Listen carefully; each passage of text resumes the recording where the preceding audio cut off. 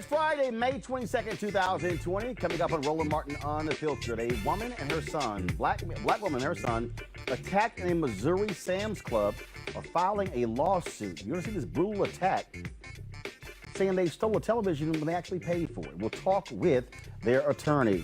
Attempted murder charges have been dropped against Kenneth Walker, Breonna Taylor's boyfriend. We'll give you those details.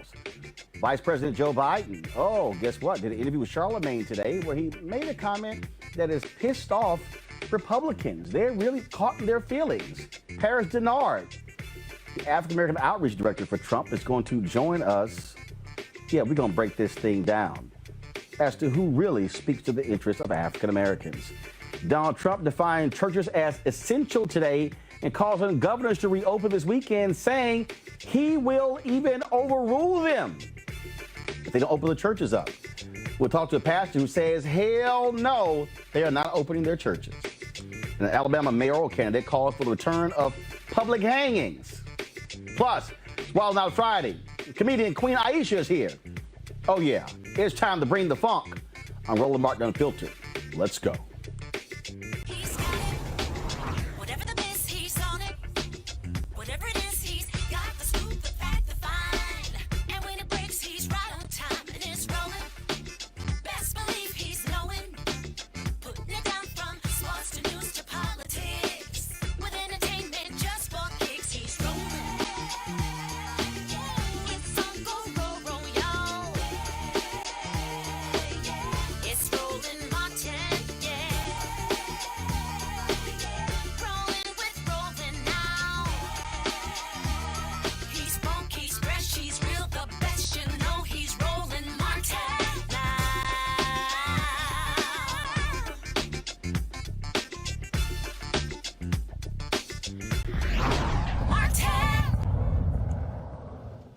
Cops in Des Paris, Missouri are being sued by a 68-year-old black woman and her son after they were attacked at a Sam's Club in March. They were accused of stealing a television they had already purchased. Folks, this is a trigger warning. This is a stunning and shocking video. Watch this.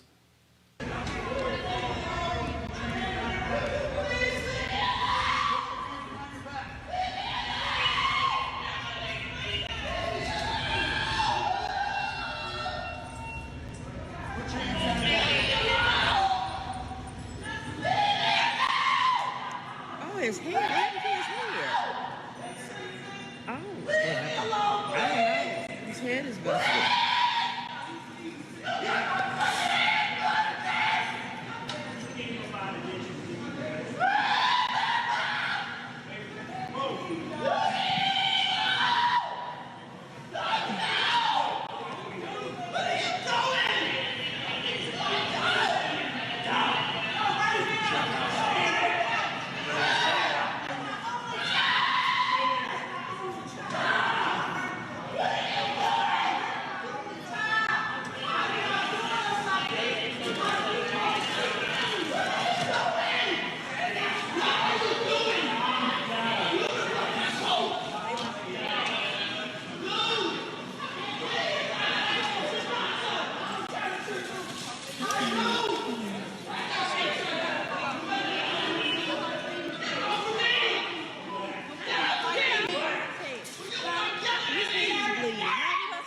He slammed the man down on the ground, which if he would have just got his tail, if he would have just got up on the ground, because the man told him to get on the ground, if he would have just listened, that would not have happened. Tackling that man's mama like that? Because she took off running.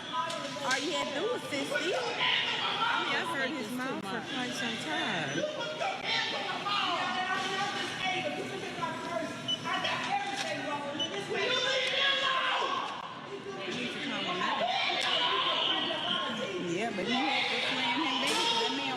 Marvia Gray and her son Derek were the victims of that attack. Joining me now is the attorney Andrew Stroth. Andrew, first and foremost, I'm just trying to understand, how did this whole thing go down? They're being accused of stealing the television, but they already paid for it. Yeah, Roland, it's another tragic incident caught on video. Mrs. Marvia Gray, 68 years old, African-American woman, in the store with her 43-year-old son, Derek Gray. They went and had already bought a Sony Bravia 65-inch flat screen TV. They had left the store because they didn't have room in their SUV to take home the television. Derek came back to the store, and an officer was, following him around and thought Derek stole the TV.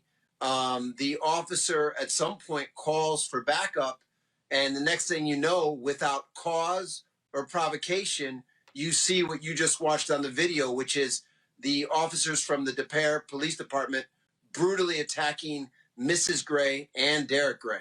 So at any point, did the officers say, do you have the receipt for this television? Did they say to any of the store personnel, what's going on here? Well, in fact, not the store personnel told them that they had paid for the TV. So those officers came in on 10, and it was definitely a racial profiling incident. And both Mrs. Gray and Derek sustained major injuries. And what we did on Monday is we filed a lawsuit in court on Monday, a 7-count lawsuit against the city of DePere and the officers who brutally attacked the Grays. We thank God that there was a citizen bystander, 2 citizens, who captured that video, because without the video, people wouldn't believe what happened. And as you know, Roland, you look at Mike Brown in St. Louis, you look at what the tragedy in Brunswick, Georgia, these events are being captured on video for America to see what's really happening in our communities as it relates to the unjustified use of force by the police. So was the officer on duty as security and then he called back up? No, well, the officer was in the store. Not sure why he was in the store. According to the store, he wasn't working for them. So we don't really know. We just know that it was a police officer in the store, was following Derek, who bought a $1,400 TV, and then he called for backup. And again, he had the receipt, and his mom, these are middle-class folks. How can you in 2020 walk into a store, buy a TV, and then get attacked and jumped on by multiple police officers? So again, they bought this TV. They couldn't get it fit in their car, so he comes back. What Yes. that means is that the television was at the front of the store. That's correct. It was being held. So he would then, I'm a Sam's Club member, a Costco member. And so what happens is you're coming into the store where the exit is. And so you're passing your customer service, you have to ask somebody, hey, you're holding my television, here's my receipt, I came to pick it up. And so I'm just trying to understand how an officer would just immediately start following him and would not listen to store personnel who said, no, he's here to pick up a TV he's already bought. Well, that's what happened. Tragically, that's ultimately what happened.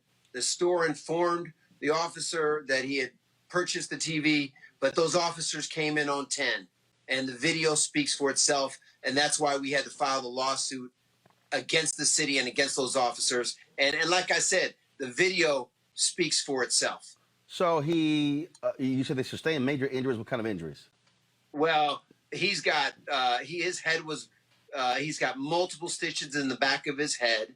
Mrs. Gray has a fractured tailbone, and then both of them, and a messed up elbow. And then Derek also had at least 3 teeth wiped out. So he suffered a head injury and had to have dental surgery as well, and had multiple staples in the back of his head.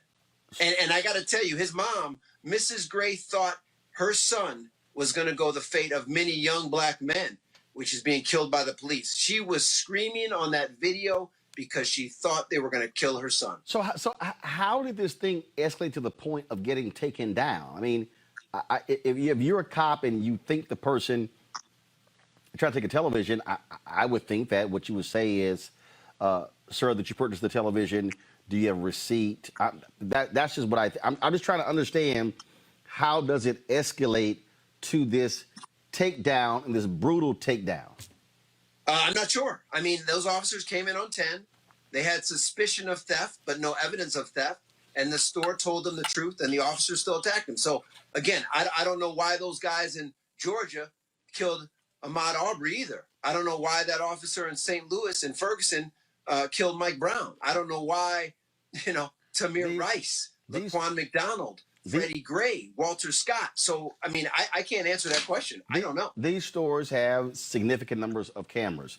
Have you petitioned? Have you seen the store cameras? We have, and the store cameras support the narrative that you see on the video that you have from the bystanders, that there was no cause and provocation, and the officers attacked both Marvia Gray, a 68-year-old woman, doesn't weigh 100 pounds, and hurt her significantly, and she already suffers from osteoporosis and sarcoidosis and some other major illnesses. Derek was in St. Louis to take care of his ailing mom. He lives in Virginia. He went to take care of her. He went to go buy her a TV because she also has glaucoma. And again, they go to the store, come back, and get brutally attacked by the police, and their lives have changed forever. And what we want to do is shine a light on these types of attacks to make sure they don't continue to happen in our communities and with people of color. Wow, Attorney Andrew Schaaf, we certainly appreciate it. Thanks a lot. Thank you. Folks, our panel today, Dr. Greg Carr, Chair, Department of Afro-American Studies, Howard University, Amisha Cross, political analyst and Democratic strategist, Joseph Williams, Senior Editor, U.S. News and World Report. Greg, this is just crazy. I mean, to see this, I mean, there's a protocol. It's real basic.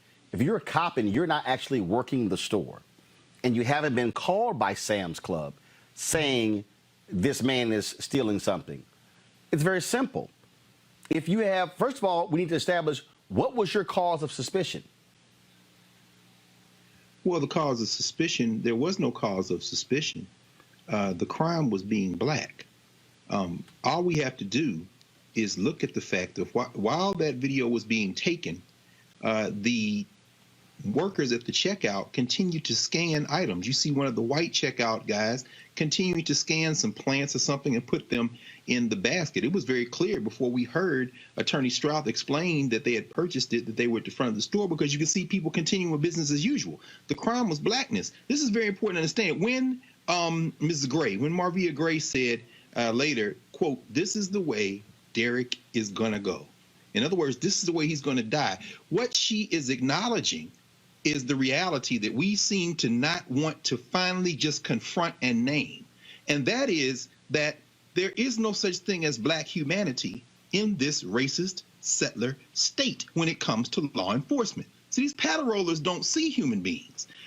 That's why we have to seek the rule of law, because the lawsuit is an attempt to confront the field of violence that we live in. The field of violence that we live in says that there is no such thing as a black human being. So at any time, law enforcement can approach a black person as if they are a non-person, because we are not. The only thing I would say initially is the only alternative we have to filing lawsuits is to go beyond the law. And if we go beyond the law, or we go to a larger valence of law, like the Second Amendment, and so then we approach law enforcement from the idea that we're not going to seek redress after our lives have been harmed or taken, but seek redress as you confront us. Now the society comes apart and we're facing something very different. But we've got to stop saying things like, "I don't understand." No, as Neely Fuller said, if you don't understand white supremacy, how it works, then everything else you think you understand will only confuse you. Of course we understand. Amisha, this is the nonsense that we, again, constantly deal with. And I just can't wait to hear what the hell these cops have to say. And again, Sam's Club, they've got enough videos. They've got videos that you'll probably see him coming from outside, coming from the parking lot, coming into the store. You'll probably be able to see this entire deal go down. You won't have the audio, but you'll have the video from beginning to end. Absolutely. Like, I have never seen a case, and I've been in grocery stores and other stores where somebody was suspected of stealing something, and typically either something goes off or there's some video footage that shows that this person did something. In this case, this was extremely crazy. Hearing the mother scream as loud as she did, like, that was chilling for me. She literally felt as though her son was about to die and it was going to happen in front of her very eyes. The way that he was thrown to the ground, the thrashing he took, the head beating he had, obvious blood and everything else was happening. And as Dr. Carr spoke of, business as usual was going on around them. There's so much that went wrong in this case, from the very onset of why he was suspected of a crime to begin with, but also after people within the store tell you that he actually purchased said TV, and you continue to treat him as though he's a criminal and get extremely aggressive. Hell, even if he had stolen the TV, all of what we saw happen in that video was totally outside of the realm of what police should do to maintain any type of order. I think that, we have reached a pitch point in this country where officers are basically throwing all caution to the wind and brutalizing Black people for the sake of brutalizing Black people. There is no real answer to why he did it. And I think that, if we're trying to search for one, we'll be searching forever, because across the country, we've watched this type of abuse happen to Black men specifically for generations now. Joseph. Well, I mean, clearly there's really not much more that can be said. What I'm kind of curious about, and to Greg's point, there were many people that were just walking by. I mean, we saw a couple of shoppers go on about their business. There were people ringing things up. There were only a few people, and they were mostly Black people, who stopped and said, hey, what's going on? Let him go, let her go. And what also kind of frustrates me, because I mean, watching this video, my jaws are getting kind of tight. Nobody from Sam's Club came over and said, hey, chill out, this is not a problem. No one intervened, and it all went down horribly wrong in many ways that we've seen before. What also troubles me about this whole situation is this is the only one we know about, right? We happen to know about it because it got caught on video. If it hadn't been caught on video, we would not have seen it. I mean, it's everywhere. It's pernicious. It's something that is so incredibly frustrating, especially coming literally a stone's throw from Ferguson, where the eyes of the nation were focused on a situation that had a lot of hallmarks to this one. So I'm just kind of wondering when enough is going to be enough. And sadly, I don't think we have the answer yet. All right, folks, let's go to this next story, and that is Louisville Commonwealth Attorney Tom Wine announced today that Kenneth Walker is no longer charged with attempted murder of a police officer. Walker was accused of firing his gun at Louisville Metro Police Department officers who were serving a warrant at Breonna Taylor's apartment in March. Officer John Mattingly was struck in the leg. Wine played audio recordings of Walker describing what happened. Walker said there were several bangs on the door, and when he and Taylor got out of bed to see who was there, the door was being rammed open. That's when Walker fired one shot, he said, prompting a barrage of return gunfire, leaving Taylor shot multiple times and dying on the floor of her hallway. Amisha, what's interesting is that, and I was tweeted this, NRA, nowhere to be found. Dana Lash, Grant Stinchfield, Colin Noor, all the people who was on NRA TV, nowhere to be found. It was a Black judge who released Kenneth Walker. The cops again tried to charge him with attempted murder. He is a law-abiding citizen, has a permit. He was defending himself. I'm glad this DA did this, but again, where are all those Second Amendment people standing up for a Black man?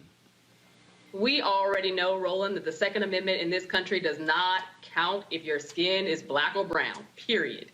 And we've seen this time and time again. This is one of those tragic cases where we would have hoped that someone who is a card-carrying and legal gun owner was able to receive some types of protections for literally being in his home and defending his girlfriend. Like, there is a point where all of the conservative rhetoric falls apart, a point where all of the NRA rhetoric falls apart, because at the moment when they should have stepped forward in terms of arguing for the support of someone, we consistently watch it fail if the person is not a white man who is doing it. So it's bothersome to me that the NRA still pushes all of the protect yourself. We're using the right to bear arms. We want to make sure that everyone is a legal gun owner and everyone has the right to carry and everyone has access and open access to guns illegally. However, when you're in a situation and you're a minority who has this same legal right to defend yourself under the Constitution of the United States, everything seems to be flipped.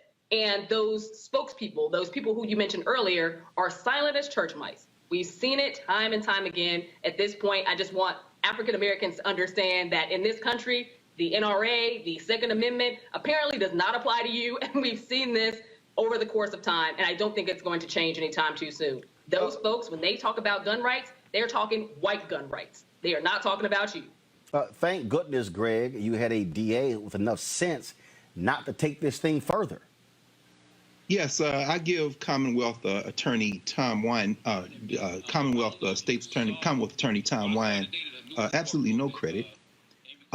He is doing the prudent thing in order to perhaps secure a conviction down the road. At that same press conference, he said that he could bring this back to the grand jury a second time once the FBI and the Kentucky Attorney General have finished their investigation. And he said it isn't clear yet what happened. At the same time, he launched into a stern and strong defense of the police. Said that they knocked 6 or 7 times, played an audio of Walker saying that they knocked, although they didn't announce themselves as police, according to Walker. And so, no, he absolutely gets no credit. Who gets credit, I think, is you, meaning black media, black news media, particularly this show, and people all over the country who rose in outrage and forced the hand of this person. We should never personalize actions like this. We need to think of them strategically and understand that it is the power of collective action that forces the hand of folks like this, and that he can still go back to the law. The only other thing I say in that same press conference today, he noted that Brother Walker was hitting the femoral artery. And he said that had he not had a wallet in his pocket at the time, there's a very real possibility that he could have bled out and died himself that night. So no, no credit for Wine. Let's wait and see what happens, and let's intensify the pressure. Joseph, your thoughts? Well, again, there's a through line through all of this, right? I mean, the NRA, the police actions, it's all a piece, right? It dating way back to the 1800s and even beyond. I mean, it's about the power of the state and the power of violence being used against black bodies. It's a through line. It's a continuum, and people feel like this is the right that they have, especially when they view a black person as either an offender or an instigator or some kind of criminal. So it doesn't surprise me in the least that the district attorney is trying to bring back charges or reserving his place in there. But it also indicates to me that it was quite a thing for the judge to release this man, especially when the police are still intent on charging him. And this is another reason why we need more black attorneys, more black judges, and one reason why the court system will inherently remain unfair until we do. All right, folks. Today, in an interview on the Breakfast Club, Joe Biden was interviewed by Charlamagne, and they covered a number of topics. And so what I want to do is I want to first show you top of the show. So here was the video. Again, it was about an 18-minute long video, total about 18 minutes, originally scheduled for 10 minutes. They talked about the whole issue of, first, does the Democratic Party take African Americans for granted? Here's part of that discussion.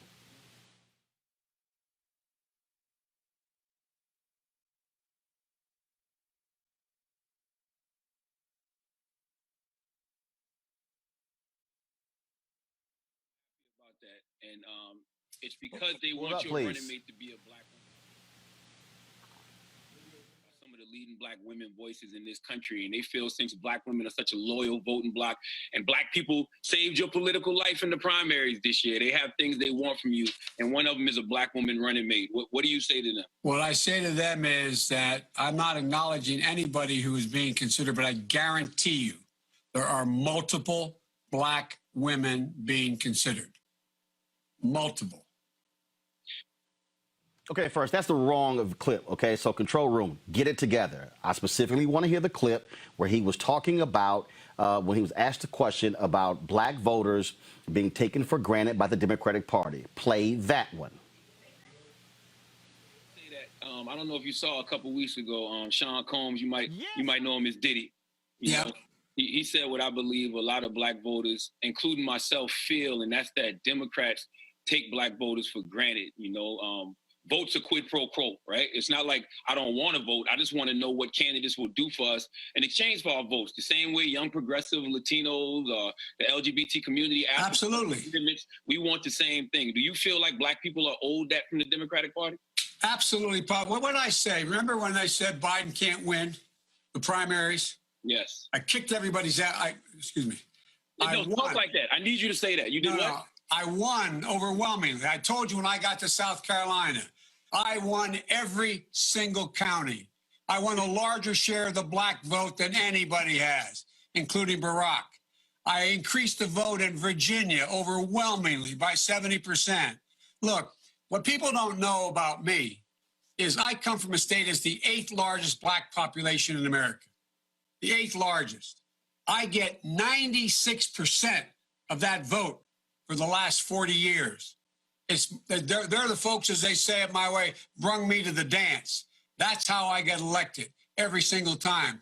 And everybody's shocked. I get overwhelming support from the black leadership, young and old.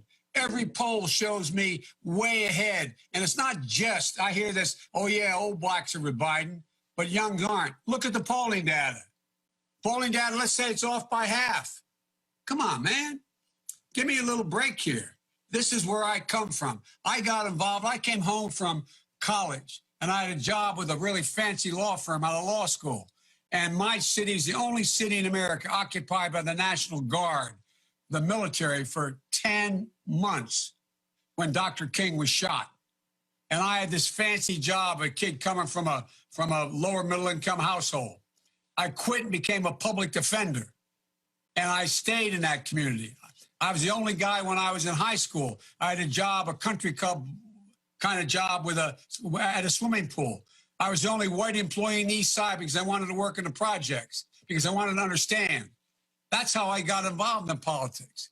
That's what this is all about for me. It's about equality. It's about dignity. It's about treating people with respect. And so, you know, when you take a look at my record, people talk about the crime bill. Crime bill didn't increase mass incarceration. Other things increased mass incarceration. And the reason why, if you go back and look, and I know you talk about it, you go back and take a look. That's why you had the vast majority of the Black caucus at the time supporting the crime bill. Almost every major city black mayor supported the crime bill because blacks were getting killed overwhelmingly as well. And what happened when that crime bill? It had 4 or 5 really important things. It had the Violence Against Women Act. It said drug courts, don't send anybody who has a drug problem to jail, send them to rehabilitation, to a drug court. It had in it, they had the assault weapons ban, getting rid of assault weapons, getting rid of the number of rounds you could have in a gun. It also had in it a whole range of other things, but had things I didn't like. Clinton wanted to put in a deal where, in fact, 3 strikes and you're out. I opposed that 3 strikes and you're out bill. I oppose the position taken that saying that you're going to have any mandatory sentences. But on balance, the whole bill, what happened was it did, in fact, bring down violent crime in black communities as well. And guess what? The fact is, prison population didn't increase. 94% of every prisoner in jail is in a state prison, not a federal prison. No federal law. And here's the deal. The one thing I opposed in that bill was people wanting to give money to state prisons to build more prisons. I opposed it. But the point was, on balance, everything from the assault women's ban to the Violence Against Women ban to the drug courts, they were important. And now look what we can do. Look, I've been pushing, along with my colleagues in a black caucus in the United States Congress, we should change the entire, and I've been doing this for a while, change the entire prison system from one that is punishment to rehabilitation. There's only a couple things everybody has in common in jail. One is they were the victims of abuse, or their kids were, or their mother was. Number 2, can't read. Number 3, they don't have any job skills. They were in a position where they didn't get a chance. Why does it make sense? Why did I come along and write the first act that said when you get out of prison, you don't just get a notion where you get $25 in a bus ticket. You end up under the bridge. You end up under the bridge and just do the same place. So every single solitary person being released from prison should have access to every single government program. Why does it not make sense to have African Americans who are getting out of prison who serve their time, everybody for that matter, be able to have public housing? Why doesn't it make sense that they can have Pell Grants to go to school? Why doesn't it make sense they can have access to health care? What are we, nuts? That's what we keep doing. Now, this is the end of the interview, and this is the part that has Republicans all stirred up, as well as some African Americans. Watch this. You know, thanks so much. That's really our time. I apologize. You can't do that to black media. I can't do that to white media and black media because my wife has to go on at 6 o'clock. Okay. Oh, I'm in trouble. Listen, you got to come see us when you come to New York, VP Biden. I will. It's a long way until November. We got more questions. You got more questions, but I tell you, if you have a problem figuring out whether you're for me or Trump, and you ain't black. It don't have nothing to do with Trump. It has to do with the fact I want something for my community. I would love to see. Take a look at my record, man. I extended the voting rights 25 years. I have a record that is second to none. The NAACP has endorsed me every time I've run. Come on. Take a look at the record. All right, thank you so much. I really appreciate it. Anyway, thanks. I will come back. All right. I look forward to seeing you in person. Okay, absolutely. Okay, pal. Thanks a lot. I appreciate it, Charlamagne. All right, folks, right now is Paris Dennard. He is head of African American outreach for the Trump campaign. Paris, you sent out a tweet today, an email that said, Charlemagne the God rips Biden for avoiding his radio show, saying he owes black people his political life. I'm just curious, has Donald Trump done the Breakfast Club? I don't know if the president has been invited to the Breakfast Club. Well, has he done any of the nationally syndicated black radio shows? Not to my knowledge. I don't know if he has, but I certainly know that his people in his administration. No, but has he? Has he? Because this obviously Biden is a candidate. I can tell you right now on this show. Well, first of all, my News One Now show and this one we've tried, and it was actually Trump's idea to do a sit down, but they haven't even done that. And so if the team Trump is talking about Biden, his comments to black media. But Trump hasn't made any effort to talk to black media. Any of these national shows, don't you think you sound pretty hypocritical? Because you haven't answered, Trump hasn't answered any of these questions from black media folks. Well, no, I know, Roland, you've been invited to the White House to talk to the president before the State of the Union several times. And no, I know twice. So, but again, in one of those meetings, Trump said that he would sit down with me and Ben Carson. I've sent multiple emails to Mercedes Schlapp, Kellyanne Conway, Sarah Huckabee Sanders, as well as Hogan Gidley. Hasn't happened. That's been 3 years. Well, it looks like he's tying the record with President Obama. But I think at the end of the day... No, that's actually not true. First of all, President Obama was sworn in January 2009. I interviewed President Barack Obama in January 2010. So, no, you're wrong. I think he's tying the record with President Obama in terms of engagement with black media. But I think Hold on. No, based upon what? But I think... Based upon what? Based upon a whole host of people complaining for multiple years about the lack of access that was given to the black press and the black media. No. I can tell you that's an absolute lie. Because first of all, again, 1 year in, I sat down with President Barack Obama. I know for a fact that I also helped set the interview with President Barack Obama on the Tom Joyner Morning Show. Donald Trump hasn't done any of these black media outlets. So what I'm saying is, y'all really shouldn't try to even talk about that because you have no record. Well, actually, we do. I'm glad you brought up a record because we do have a record to run on, and that's what we're proud to do. What record? That's what we're going to do. What's the record? The record is very clear. The record of unprecedented HBCU support, the record on criminal justice reform, the record on his executive order on kidney disease and kidney health, the record on supporting school choice, which I know is something that you support as well as HBCU support. Let me ask you this question. Earlier. Let me ask you a question. You talked about record. Did the Trump administration also endorse stopping consent decrees of police departments from the Department of Justice? Yes or no? I'm not here to speak on behalf of the Trump administration. No, hold on, but you are. You just said the Trump administration has a record. And you're talking about that whole issue in terms of what they've done for African Americans. One of the first actions of Jeff Sessions as Attorney General was to go against the consent decree in Baltimore. In fact, a federal judge overruled him. He went against the consent decree in Chicago. Then he gave a speech before the very law enforcement groups saying they were pulling back on consent decrees because they were hurting the morale of police officers. Attorney General William Barr endorsed that. Donald Trump endorsed that. Second, you talked about the whole issue of First Step Act. Also, the Trump Department of Justice to reverse the rules of Eric Holder, saying go for the maximum sentences that you can, when Eric Holder was trying to slow down mass incarceration by saying you don't have to go for the maximum sentences. The Trump administration brought back private prisons on a federal level. Do those things count in your criminal justice plan? Roland, you can try to give cover to Joe Biden. No, hold on. I haven't mentioned Joe Biden. No, I haven't mentioned Joe Biden. I'm specifically talking about the Trump plan for black people. Did any of those things I just tell you happen? Yes or no? Did any of the things that I just described happen? Let me ask you yes or no. Yes, but hold on. But you offered that. The fact of the matter is that it's yes. The fact of the matter is the hold on. Paris, I answered your question. The things that I mentioned, did they happen? Yes or no? The things that I mentioned, did they happen? Yes or no? I answered yours. Can you answer mine?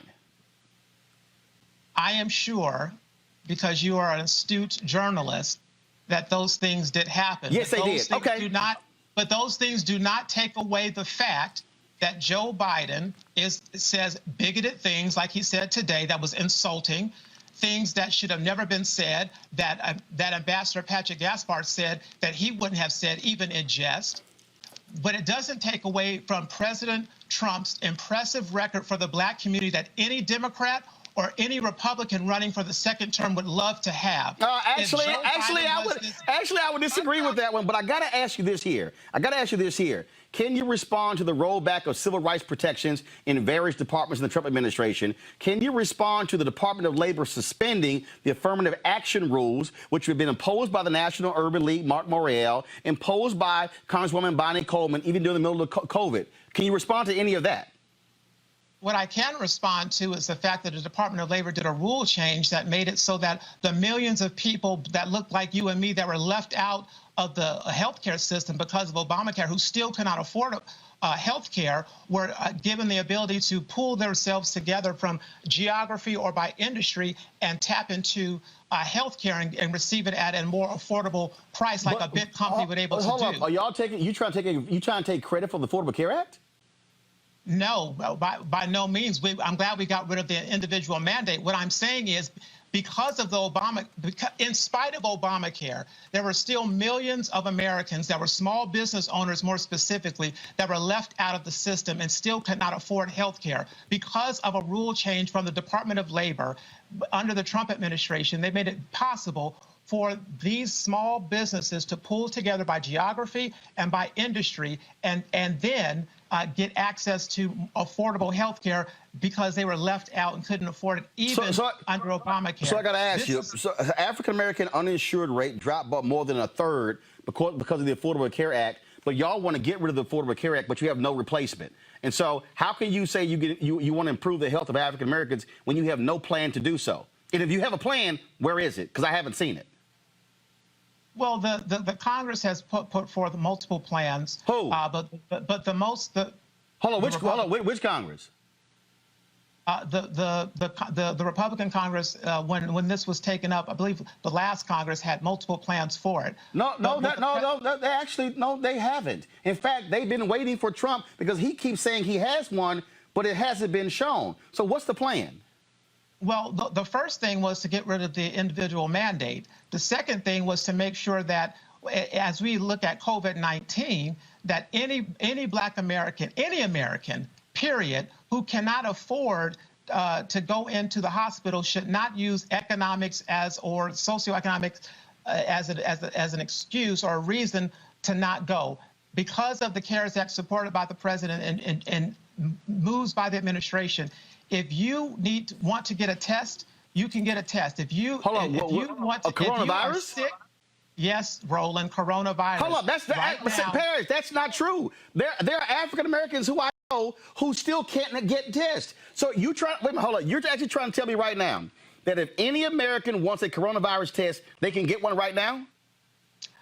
I'm going to take it a step further, Roland, and help educate you and your audience. If anybody right now, especially in the Black community, needs to get a coronavirus test, they can do so. Number one. Number two, if the Trump administration has put forth tons of resources as it relates to community centers and testing.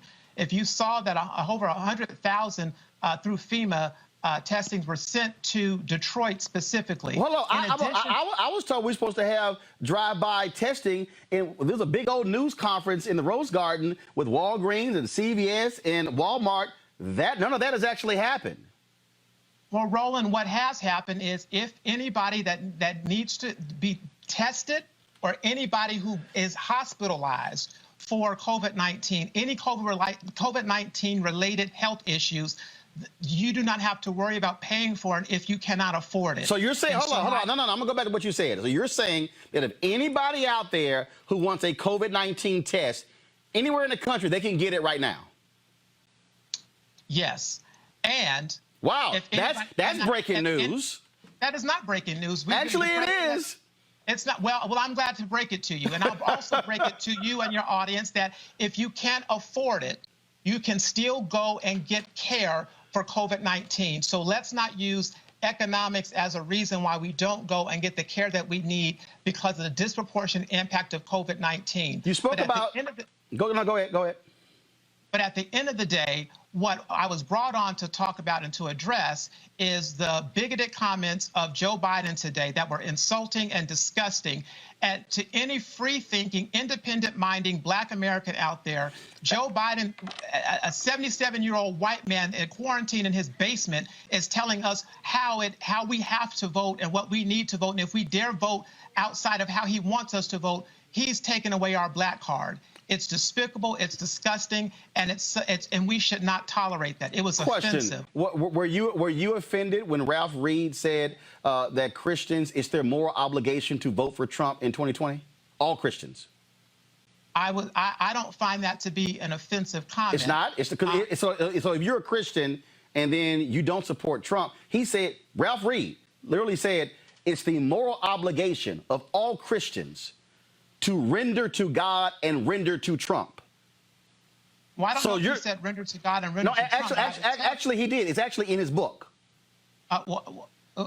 Congratulations. I didn't read his book, but I will tell you. But he's a white conservative evangelical. So if you're criticizing Joe Biden for this, do you criticize Pentecostal who looks at the Democrat Party and their stances on certain things morally, and I find them to be reprehensible. So I'm asking again. If you criticize Paris, if you're criticizing Joe Biden, for this, when you have a governor of Virginia who was proudly putting on blackface and supports infanticide and late-term abortions, and when you have when you have things like that, yes, morally, I'm against it. And so, are you also, as a Black conservative, do you stand with Donald Trump or Black conservative Colin Powell when it comes to voter suppression, how it's being specifically targeted as African Americans? Have you called out Donald Trump and the Republican Party for their full embracing of voter suppression, such as what we've seen in North Carolina, where federal judges ruled there was a laser-like targeting of Black voters? Have you done that? Is that morally offensive? Is it morally offensive for Republicans to have a laser-like targeting of Black voters to suppress their vote? Yes or no? I disagree that Republicans have a laser-like focus on trying to suppress the Black vote. A panel of federal judges. Paris, that was in an actual ruling. Republicans in North Carolina literally asked, when are African Americans voting in early voting? They were shown that 70% voted during the first week of early voting, and they changed the rules to keep Black folks from voting during that period. A federal judges ruled that there was a laser-like targeting of Black voters. So are you actually, we're curious, is that morally offensive to you as a Black man, as a Pentecostal Black man, that white Republicans would target Black voters like that in North Carolina? Yes or no? Is it offensive to you that the Democrat Party is the party of infanticide and continues to be the leading cause of death? Actually, you don't answer a question with a question. But I'll be more than happy to answer your question. But can you answer my question? Roland, I am able to do that because I'm a free-thinking Black man, and I can do whatever I damn well please. Okay, but if it's morally offensive, answer the question. Freedom and opportunity. Answer the question. And what Joe Biden did. Are you offended? Are you offended that Republicans in North Carolina had a laser-like targeting of Black voters, trying to keep them from voting? Does that offend you? I'm offended by the efforts right now of Democrats that are trying to make mail-in voting the thing of what we're doing, knowing that it is not only dangerous, I'm asking you knowing that it is not only specifically. dangerous for Black Americans, not only that there are several accounts of many Blacks on the left-hand side, on the left side of the political aisle who raised the problems with mail-in voting. That's why the RNC has put out protectthevote.com. First of all, hold on. If I recall, for us to not have a all mail-in ballot system. I'm sorry. Hold up. Nice try trying to flip it, but the greatest example of voter fraud with the hoarding of ballots took place by Republicans in North Carolina, where the Republican Party had to admit there need to be a whole new election. That actually happened. What I still don't understand is this here. What I still don't understand is why is it? Because see, here's the deal. When you say free thinking, see, free thinking Black man has the ability to call out stuff on the left or on the right. In the middle it doesn't matter. But see, you're actually being a partisan Black Republican when you're afraid to even stand with Colin Powell, who gave a speech, and the governor of North Carolina, Republican, was sitting in the audience, and he called them out for their attacks on Black people voting. But you can't even say that the laser-like targeting of Black voters was morally wrong. I am not going to allow you or Joe Biden to offend me or the millions of Black people like me. I didn't offend you. That we can think for ourselves. Yes, I'm a partisan, but I'm also a free thinker, and it's offensive for many people out there, young Black Americans especially, who want to look and examine the records of both sides, look at the parties, and have a fair and open mind to determine who they want to vote for, and to do so by looking at their interests. And for them to say, and for you and for others to then question their Blackness or no, I'm sorry. First of all, hold on, stop. See, Paris, hold up. See, Paris, see right here, Paris. See, this is the mistake that you know. Because the reality, Paris, you would have never signed your CNN contract if I didn't put you on the air.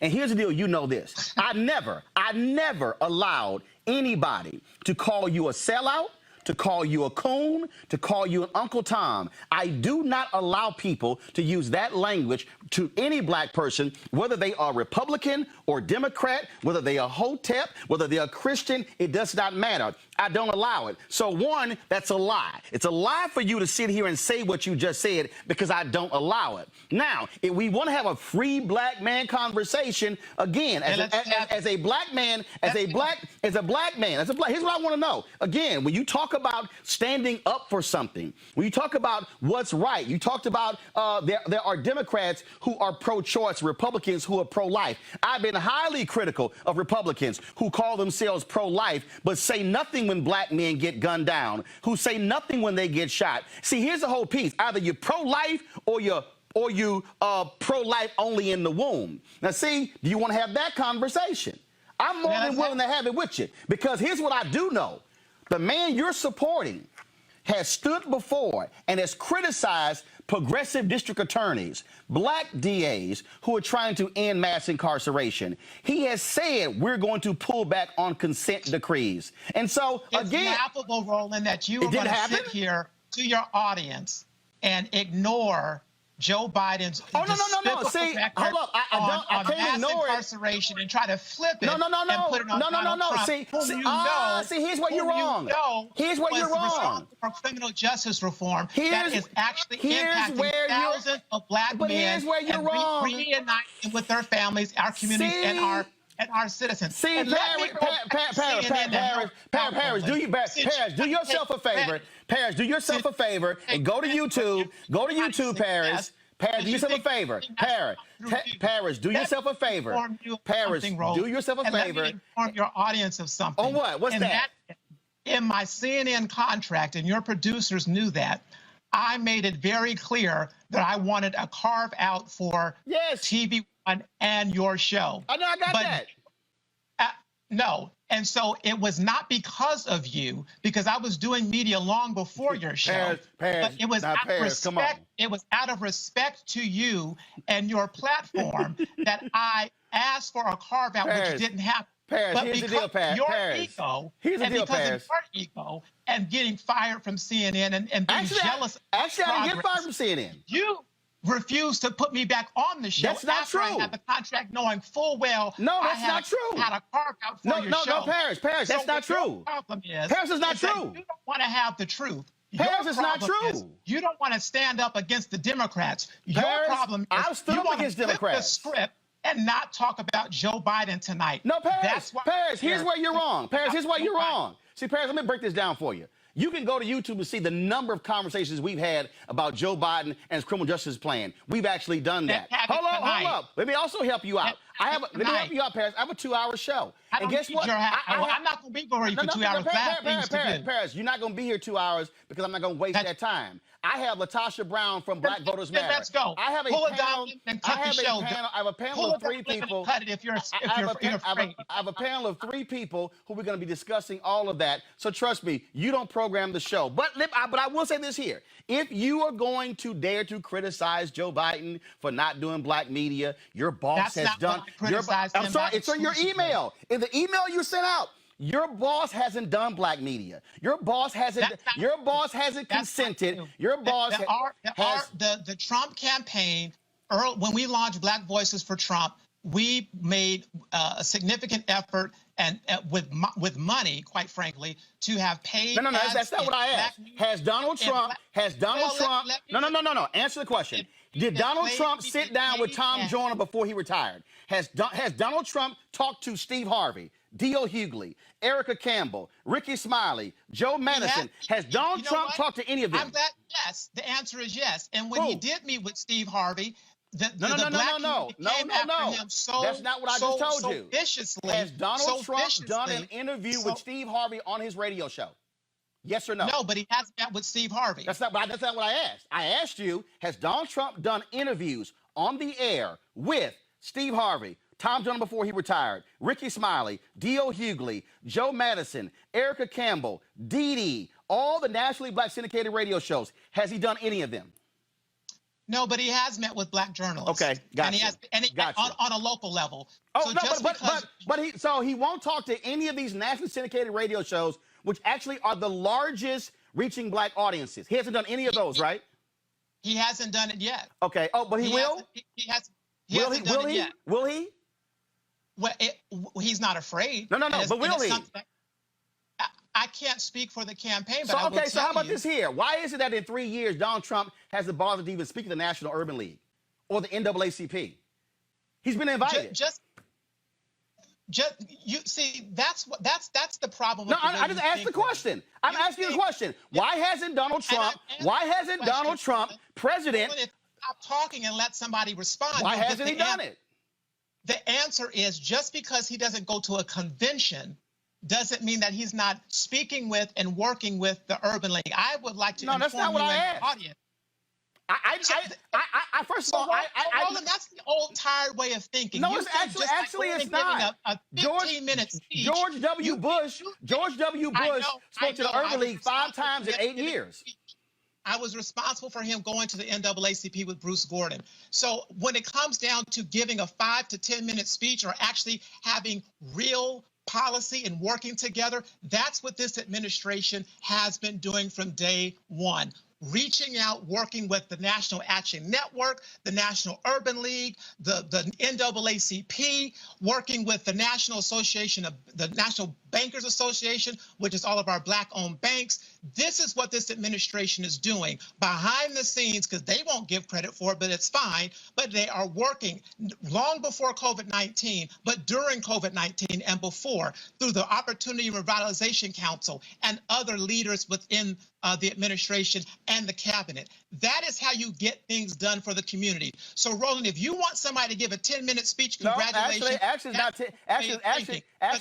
it's not 10-minute speech.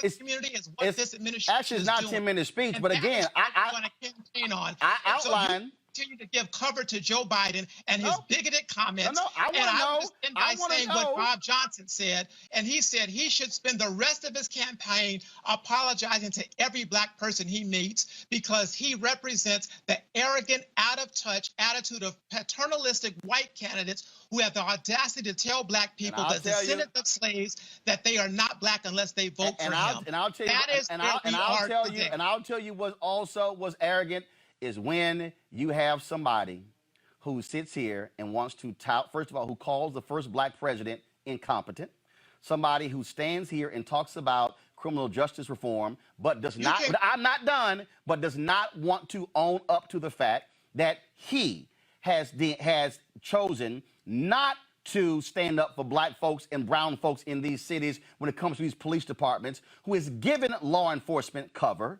That's what he has done. A Department of Justice that has done nothing when it comes to voter suppression, that stands on the side of those who want to keep folks from voting. When the Obama Department of Justice stood with the black and brown people in Texas when it came to their voter ID, Trump wins and they completely go to the other side and stand with the folks who want, even though 5 federal judges said that voter ID in Texas was discriminatory. So if we see, here's the deal. We can talk record, but we're going to talk about the whole record, not a little bit, because also on this show, we talk about the whole record of Joe Biden as well. Because, see, nobody gets a pass, including your guy.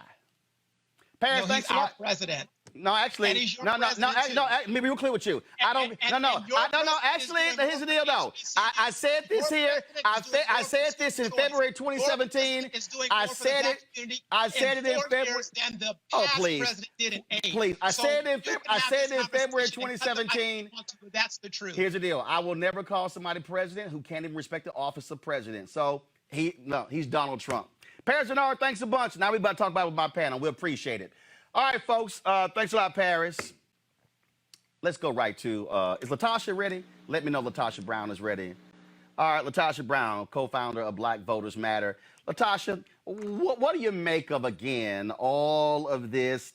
Folks who are saying Joe Biden was being paternalistic and condescending. Now you got Republicans who are, Donald Trump Jr., I'm going to pull up, tweeted this out. Now they're trying to sell T-shirts because they think the way to get to black people, the black vote, is to sell some shirts. And so this is the shirt that they're selling now. Hashtag you ain't black, Joe Biden.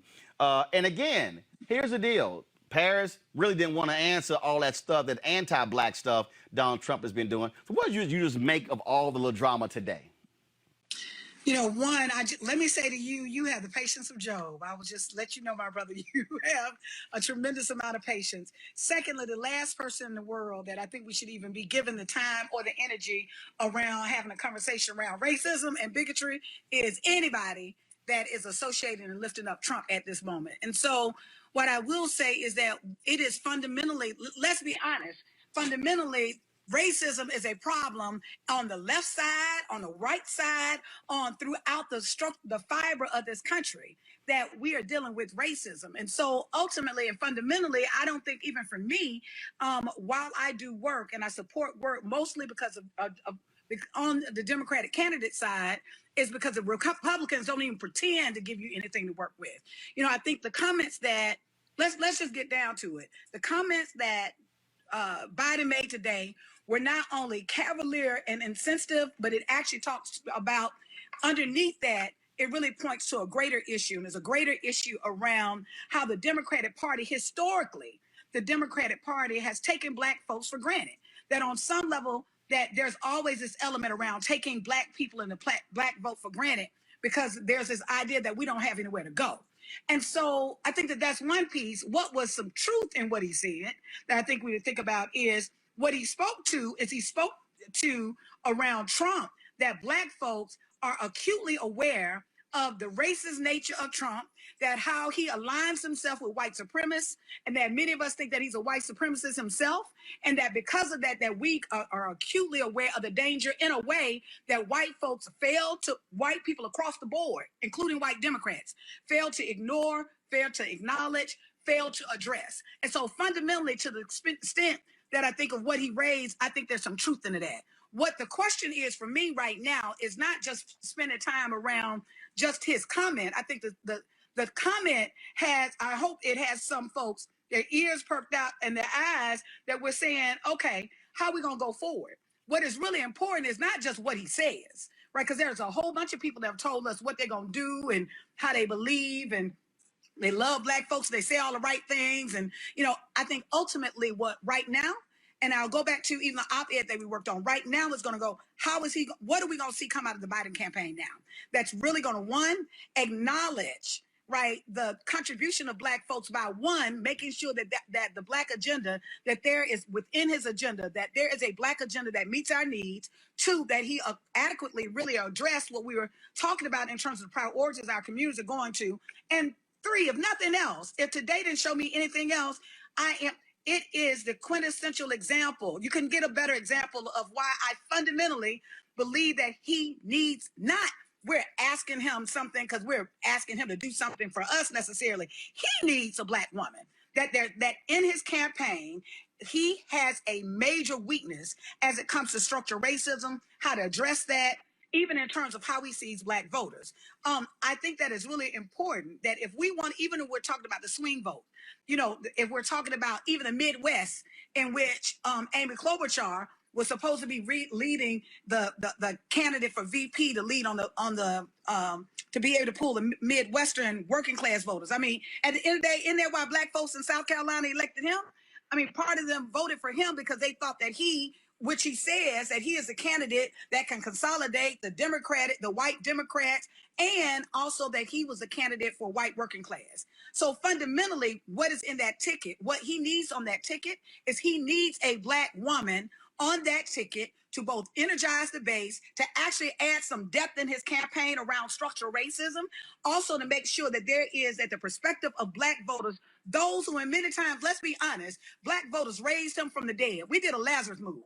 Like, his campaign was dead on arrival. There were Black voters that raised him from the dead. What we can't get caught up in, and I think that we don't need to let this conversation where the spin cycle, let's be clear, that Trump and his crew have this spin cycle that at the end of the day, I'm like, boy, bye.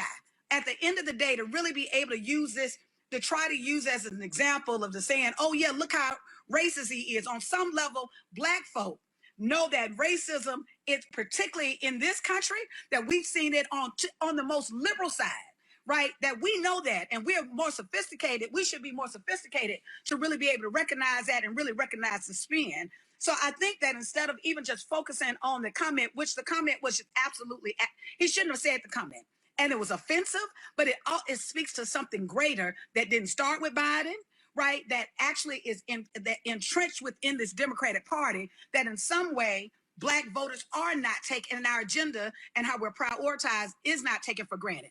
I think what is important for us to do right now is not to get caught up in the spin cycle that the Republicans are trying to do, but really this is the moment right now that we've got to push the envelope. That this is the moment now that we've got to push, and you've got to earn our vote. You can't take for granted. At the end of the day, we're not voting just so we can participate. The reason why we're voting is because we want our participation to literally transform into some power for our community, some harm reduction in our community. We're in the, I know that there was a comment by the campaign made that that was a comment made in jest. That's, in many ways, that's even more offensive. Like what is it about Black voters that we can feel the confidence around making a comment in jest? No, he made a comment. He was out of order. It was wrong. He should back it up. But the way that he moves forward and being able, I don't think that all is lost. I think the way that he moves forward is that what we need to see is his campaign more aggressively show us that they are serious about Black voters, that they are serious about earning Black voters, that we see the demands of what people are asking for be addressed, and addressed in a way that doesn't minimize what we're saying, but really addressed in a way that he understands the seriousness, because there is no path to the White House without Black voters. Well, see, here's what fundamentally bothers me. And again, I sort of look at this thing as a meal. Now, if you give me the appetizer and then say, how was the meal? And I'm like, well, where in the hell was the entree and where was the dessert? So I can't judge a meal based upon just the appetizer. That's right. And so when I watch the administration, when I watch this administration, do what they try to do today again, and they all riled up. Senator Tim Scott, he out there with Katrina Pearson, talking about this was condescending and it was all of this. While you running your mouth, I do have to say, but where are you? Because see, it's a little hard. Again, I'm gonna go back to my cooking analogy. It's a little hard for somebody to trash somebody else's cooking if they can't cook. And what bothers me is when I'm sitting here, which is why I wanted Paris to answer those questions. See, you have credibility with me if, one, you can own up to your shit. That's first. If you can say, you know what, you're right, we should have done that. But when you deflect, when you want to say, no, we ain't going to talk about all that, let's just stick to what Joe Biden had to say. That's right. Because the other deal is here, I don't only measure Joe Biden by the comment he made today. I don't only measure Joe Biden by the 1994 crime bill. I look at somebody's totality. The fundamental problem that I have here, and this is what, for me, it breaks it all down. The Republican Party, as a party, has a bullseye on black people. Absolutely. Let me just be clear. The Republican Party as a party, top to bottom, North Carolina, South Carolina, Tennessee, where they passed a bill essentially making it criminal for you to register people to vote, and they were targeting, let's be honest, groups like Black Voters Matter. When you look at what happens in Florida, when you have Amendment 4 that's passed that restores the voting rights to 1.4 million people, I was waiting for Republicans to come forward, and what did they do? Not only did they change the law by saying you got to pay all your fines, they even changed the law to make it harder to do ballot initiatives in the future. And now we can then go to Louisiana, and we can go to Mississippi, and we can go to Texas, and then we can go to the Midwest. We can go on and on and on. And so my problem is, if y'all as a party want to have a discussion about Joe Biden's comment, let's talk. But your stuff will be discussed. And trust me, it won't go very well. See, that's the fundamental issue I have here, Latasha. You know, I think part of it, I on some level, let me say this, of doing organizing and doing this work for more than 25 years, you know, what I do know is that black folks are astute. There are some, you're going to always have some. You can't win them all, right? But at the end of the day, we ain't stupid, right? And even in the voters in our community, when we hear that, we know, like it's not. So I think on some level, you know, they are creating, you know, even when I saw the T-shirt and it said, I ain't black, I was like, perhaps that's a self-fulfilling prophecy that you have for yourself. So at the end of the day, like, and I think we're in such a serious moment that from talking about even the Republicans of how they're going to spend this, I think, yes, we do need to have let folks know, right? On some level, I think that black folks know that there's a certain astuteness that we have. But secondly, I think it's even more important that when we're talking about like this comment, right, that he made, that we don't just get caught up and hung up on the comment, and then now it becomes a spin cycle, right? Because the comment in itself becomes the energy and the fuel for the Republicans. But then there's a family conversation, right? And the family conversation around black voters is absolutely, that comment was out of order. It was offensive, it was insensitive, it was out of order, and it does speak to the issue that we have had ongoing with white Democrats, Republicans alike, that in this country, fundamentally, that black folks, that literally when we're talking about voter suppression, right, when we're talking about literally equating that to power, at the end of the day, you know, one of the pieces I think is interesting in one of the comments, you know, in the comment that Biden made, he said, you know, he talked about Trump, and that there was this assumption that in some ways that because he's better than Trump, that black folks are gonna go with him. Now, what he is right about is he's better than Trump, but that's a real low bar, Roland. Like, right. Be better than Trump is right. a real low bar, right? Ultimately, I think what we have to do is really be able to center this conversation, not about Biden, not about Trump, right. but about us. That this conversation for us, for black voters, has to be centered around Black folks. Right now, where we've got more Black folk that we are disproportionately dying than anybody in this country from COVID-19, when our people are locked up like we are animals more than anybody else in this country, when we're actually seeing folks get out of jail on a get out of jail free card because of a virus, yet we've got brothers and sisters sitting in jail right now that haven't even been officially charged, right, that they won't let out. I think that's fundamentally the issue, because in this, it's not just about the candidates. Structural racism is embedded in the very fabric of this country and in the political systems and in the political parties. I'm raising that because I think that we have to be strategic, that those of us that do this work, those of us that bring criticism, but those of us that know that Trump is absolutely dangerous, and we can't fall for the okie doke around Trump being dangerous, but we also have to hold the Democrats and we've got to hold Biden accountable. What I am saying is Biden has an opportunity at this moment.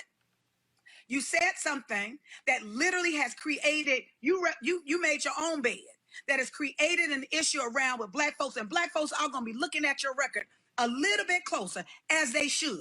Black folks are going to be holding you accountable at a higher standard, as they should. Black folks are going to be putting pressure on you to really be able to deliver for us, as we should. And so ultimately, I think what we've got to make sure that we're centering this conversation is, what in the hell is it that we want? That what are we going to ask for that's going to provide some harm reduction for our community, that this is a moment of seriousness for us. And then as we go forward, and we can't get caught up, let me be clear, we can't get caught up in this, in the spin cycle of the Republicans, those who seek to kill us, those who literally will open up states when they know, when they know that we are disproportionately dying. So let's not, we're not going for the okie doke, right? But ultimately, we also have to keep the pressure on to make sure that that when we cast our vote, that who we're casting our vote for has a clear understanding of the value of our vote, the value of our lives, and are going to be accountable to that. Well, that's why. So that's what the conversation has to be. And that's why I responded to somebody online earlier, and they were talking about, well, we're going to get the same from Biden as we're going to get from Trump. And they said we should focus on lower ballots. And I had to remind them that there are about 870 federal judges in the United States. Donald Trump has already appointed more than 200 of them. If Donald Trump wins 4 more years, he will likely appoint half of all federal judges in America, meaning those 35 to 45-year-old and 88% of his judges have been white men. Then they're going to be in power on the federal bench for the next 40 to 50 years. I'm just saying. Latasha Brown, co-founder of Black Voters Matter. We appreciate it. Thanks a lot. Thank you, sir. All right, I'm going to read this here. Your t-shirt. All right, well, you know I had to represent for you. All right, y'all. Thank you, Roland. I appreciate it. Thanks a bunch. I do have to say this here. Vice President Joe Biden was on a call with Black business leaders. This is what he said, quote, "I should not have been so cavalier. I've never, ever taken the African-American community for granted. I shouldn't have been such a wise guy. I shouldn't have been so cavalier. No one should have to vote for any party based on their race, their religion, their background." All right, let's bring back my panel. Greg Carr, Misha Cross, Joseph Williams. I'll start with you, Misha Cross. What do you make of Republicans with the T-shirt, and then, Katrina Pearson out there, Senator Tim Scott, that whole conversation Paris had, how they are making this big old thing about it, as if there's not, forget a log in their eye, an oak tree in their eye. But go ahead. For independent thinkers, conservatives sure do follow the breadcrumbs Donald Trump leads them with every time. The interesting thing that I take away from this is that all of a sudden, after Joe Biden says something that was unsavory, though not racist, the actual racists have actually jumped on Twitter. The people who support racism, the people who, like you said before, are the folks who don't step out and say anything when you have issues of police brutality, are now jumping on this as if it's the thing that is going to let freedom ring for Black people. It's interesting to me that when we talk about maternal mortality and we have a president in the White House who could do something when it comes to Blacks and healthcare, he decides not to. When we talk about all of the inequities in education, we have a president in the White House who could do something about that. He chooses not to. We have a president who stood by policing unions while Black people were dying. And I think that there's just so much that has gone wrong with this administration to now see people who support Trump, who has made some of the most racist comments I've ever heard from anybody who set foot in the White House.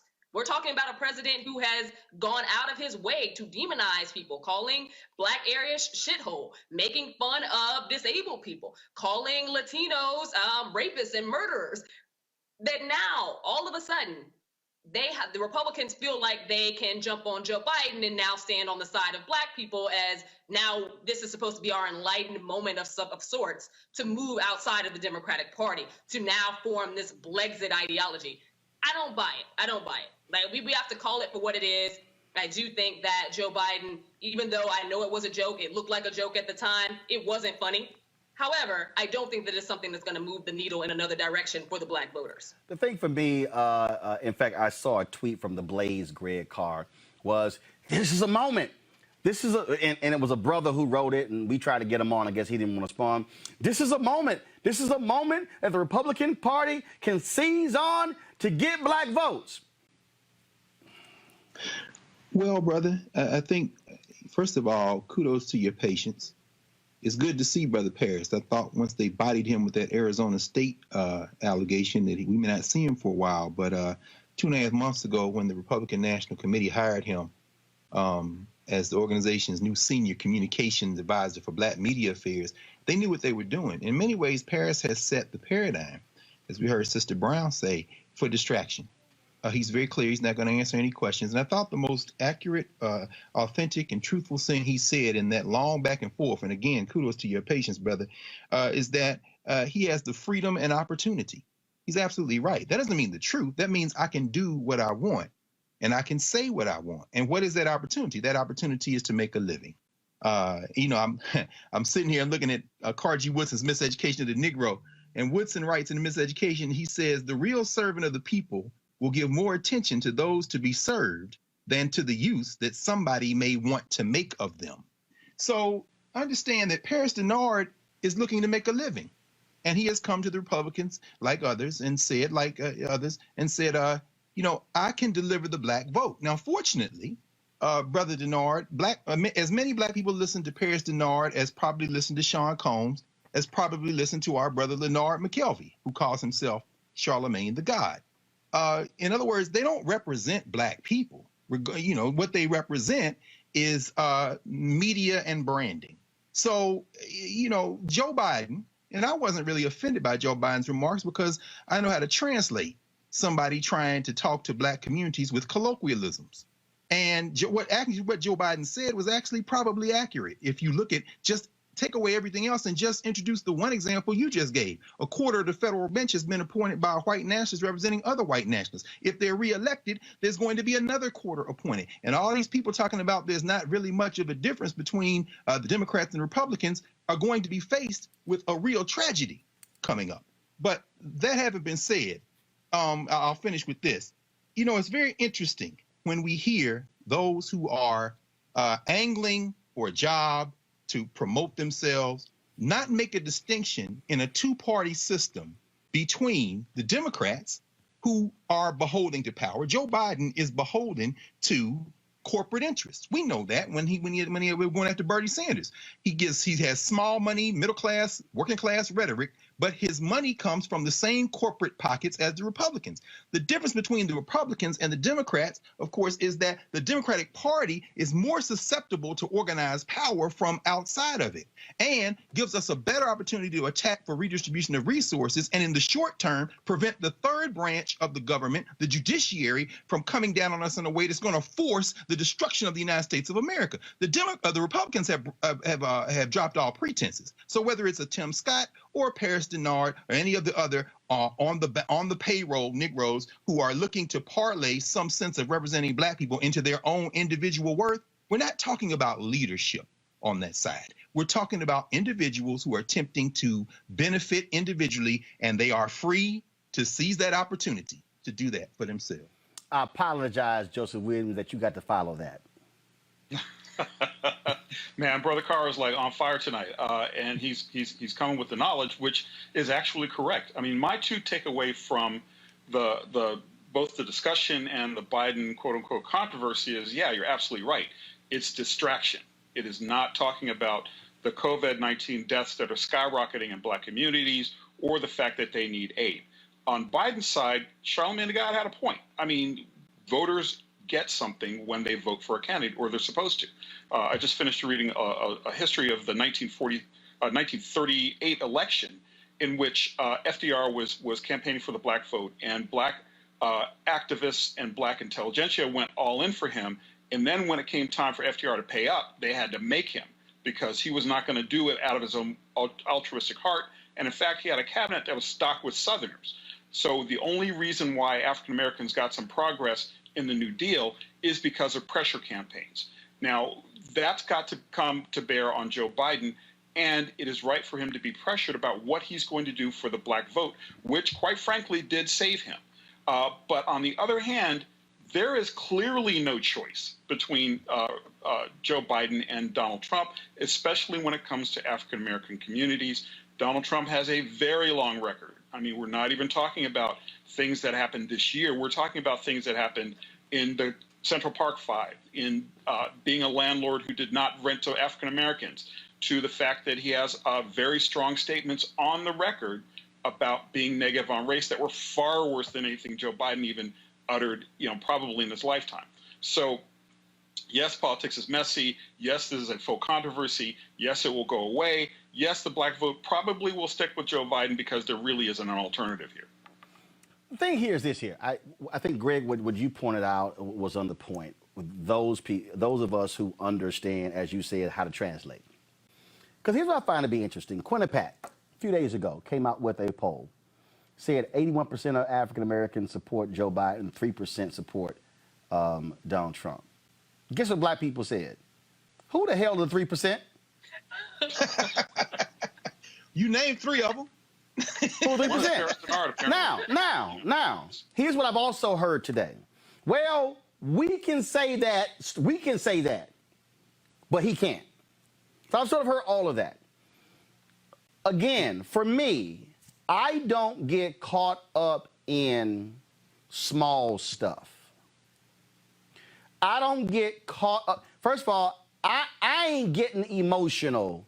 Let me be real clear, y'all, every English teacher, I ain't getting emotional over Joe Biden's comment today.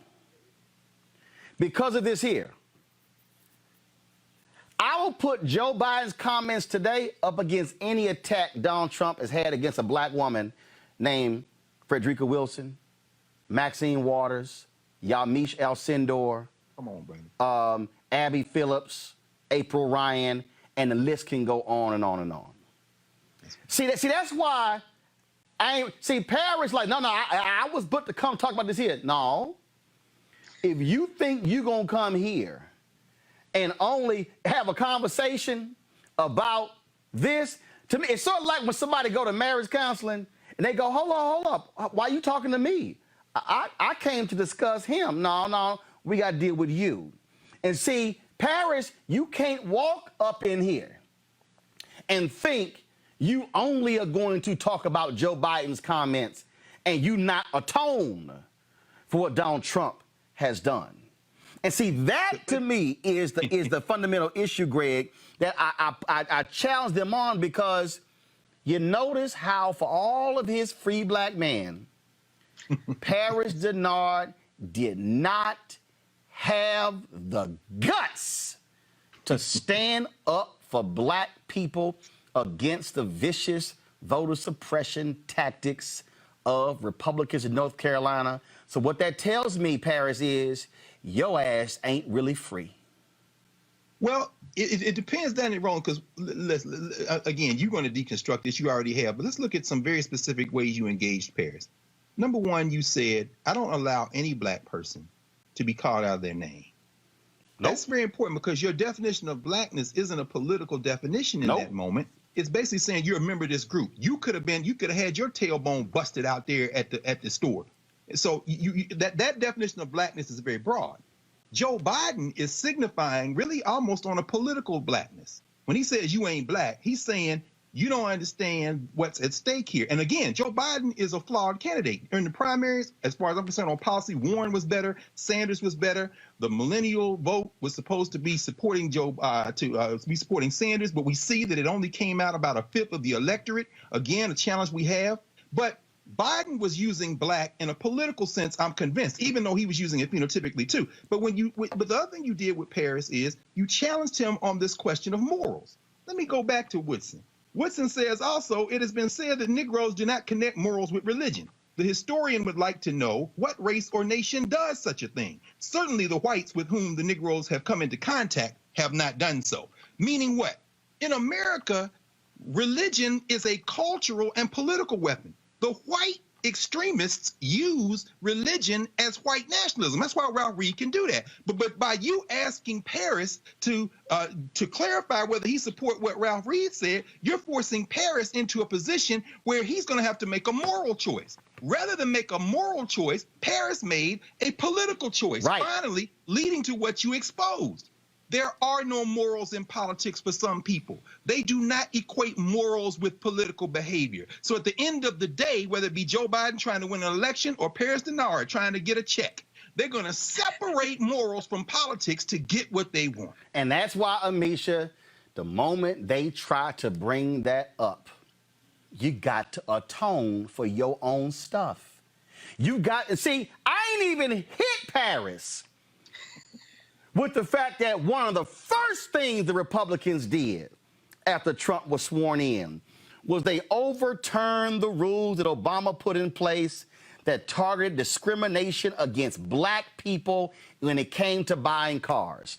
When Maxine Waters said, "I will not yield," y'all seen that speech? That was what they were debating on the floor. And guess who signed it into law? Donald Trump. See, so the moment Paris threw out morals, that's when I was like, oh, now y'all want to have a moral conversation. Come on. It's going to always be difficult to have a moral conversation when you have a president who doesn't care about how he talks to people, when you have a president who doesn't exhibit any bit of morality, choose when they will have morals and when they will not. And I saw how he kept deflecting, going back to infanticide, which, by the way, it's not a function of the Democratic Party. A woman having the right to choose is not infanticide. So I'm glad that you tagged him on that. But it was also one of those things where he had a really hard time answering the most pertinent questions. When you asked him the one about religion, I thought that that was a very pivotal moment where he could have stepped up and said something. Because you can be religious, you can be Christian, you can be dynamic in the church, and you don't have to be someone who supports a specific candidate. Anyone who ties something to that is going to have, it should be listed as problematic. Donald Trump, Amisha, don't forget, Donald Trump challenged American Jews on how y'all supporting them when I stand with Israel. Same thing. He literally said, you ain't really Jewish if you opposing me. But exactly. I ain't hear much about that. See, Joseph, this is what happens when you walk down that aisle. Then we got to deal with your stuff. And see, I ain't got no problem dealing with Joe Biden and his stuff. Right. I ain't got no problem dealing with Trump and his stuff. But I am smart enough to stand back and say, all right, I got a 73-year-old white man and a 77-year-old white man. I got I guess he a Republican, and I got a Democrat. I know what you said. I know what you said. I know what you've done. I know what you've done.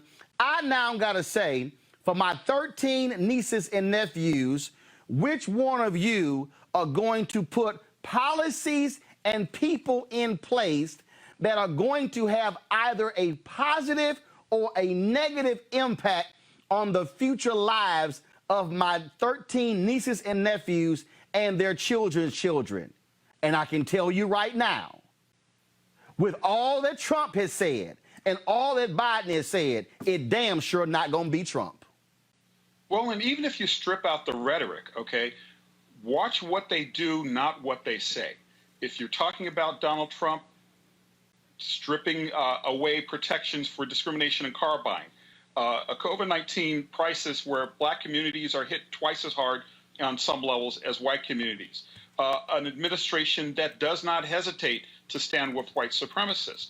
I mean, it's clear, and that's part of the issue here, is that they're delineating a clear choice. And on some level, I think that the whole ginned-up controversy about Joe Biden is more for white people than it is for black people. I mean, because black people know the deal when it comes to the Republican Party. It's very clear. 88% or north of 80% supporting Joe Biden, south of 5% supporting Donald Trump.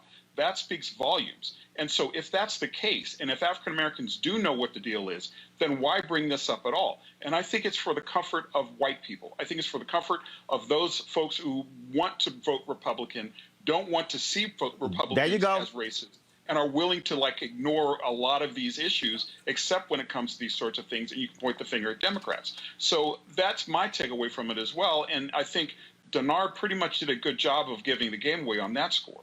And here's the deal.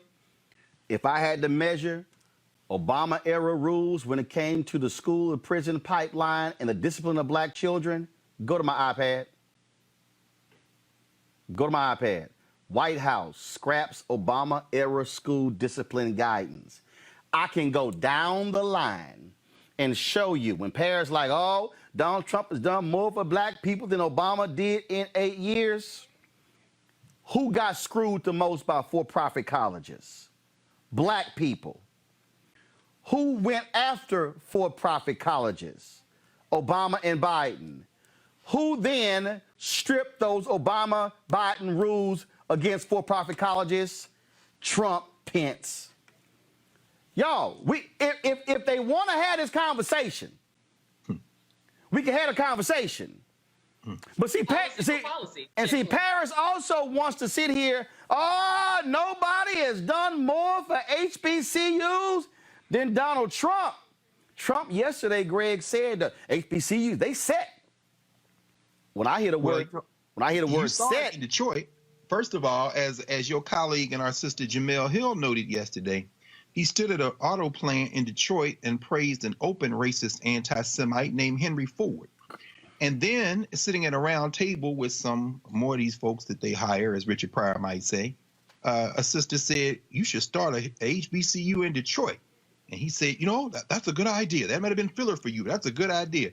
Okay, fool, let's slow down, because it's very clear for all the critique of Joe Biden's fading mental acuity, we clearly see that something is very wrong with Donald Trump. And apparently, given the type of test that he's alleged to have being administered every day, having perhaps as close to 50% error rate, it may very well be that he's beset with COVID-19. But of course, his mental deterioration started before that. He then said, yeah, that's a good idea. Okay, fool, if you start a black school in Detroit tomorrow, it's not a historically black college or university. Paris is just repeating talking points. And as we know, he set the template for the Trump supporter. This is the template for the Katrina Pearsons. This is the template for others. And of course, sadly, Tim Scott, who was elected to office in South Carolina, is beholden to whatever forces that force him to repeat those things. When you're asked the direct question, you pivot, as we heard Amisha say, to the critique. You pivot to the attack. So when it comes to historically black colleges, let's be very clear about that. Betsy DeVos, an open criminal, has been funneling coronavirus relief to her favorite private institutions in this crisis.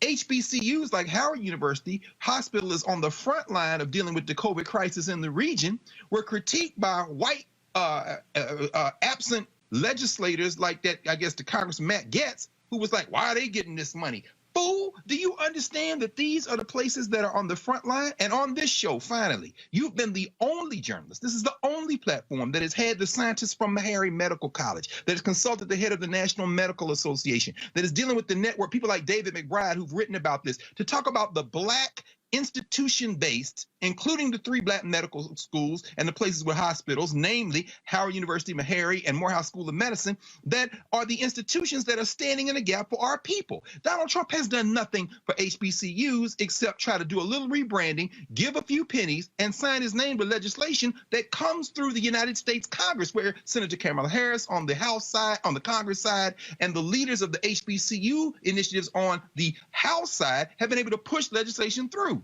He gets no credit. And like I said, being even-handed, you'd have to look at Barack Obama and say he don't get much credit either, which is why if Joe Biden is elected, we have to be, to Joe's point, the force that, as Roosevelt told A. Philip Randolph, to make me do it. And we will make them do it if we understand that politics isn't about a celebrity contest between individuals. It's about commanding power. And that's why when it comes to this show, we're going to hold folks accountable. We're going to challenge and we're going to push. But let me say it again. I have looked at records. I've listened to what they've said. I've looked at what they've done. I've weeded out all the spin. And the reality is this here. 4 more years of Donald Trump will not be productive for Black America. And if there is a choice for Black America as to who are we more than likely to actually be able to challenge and get a return on investment, it will be Joe Biden. Nowhere in there did I say either one is perfect.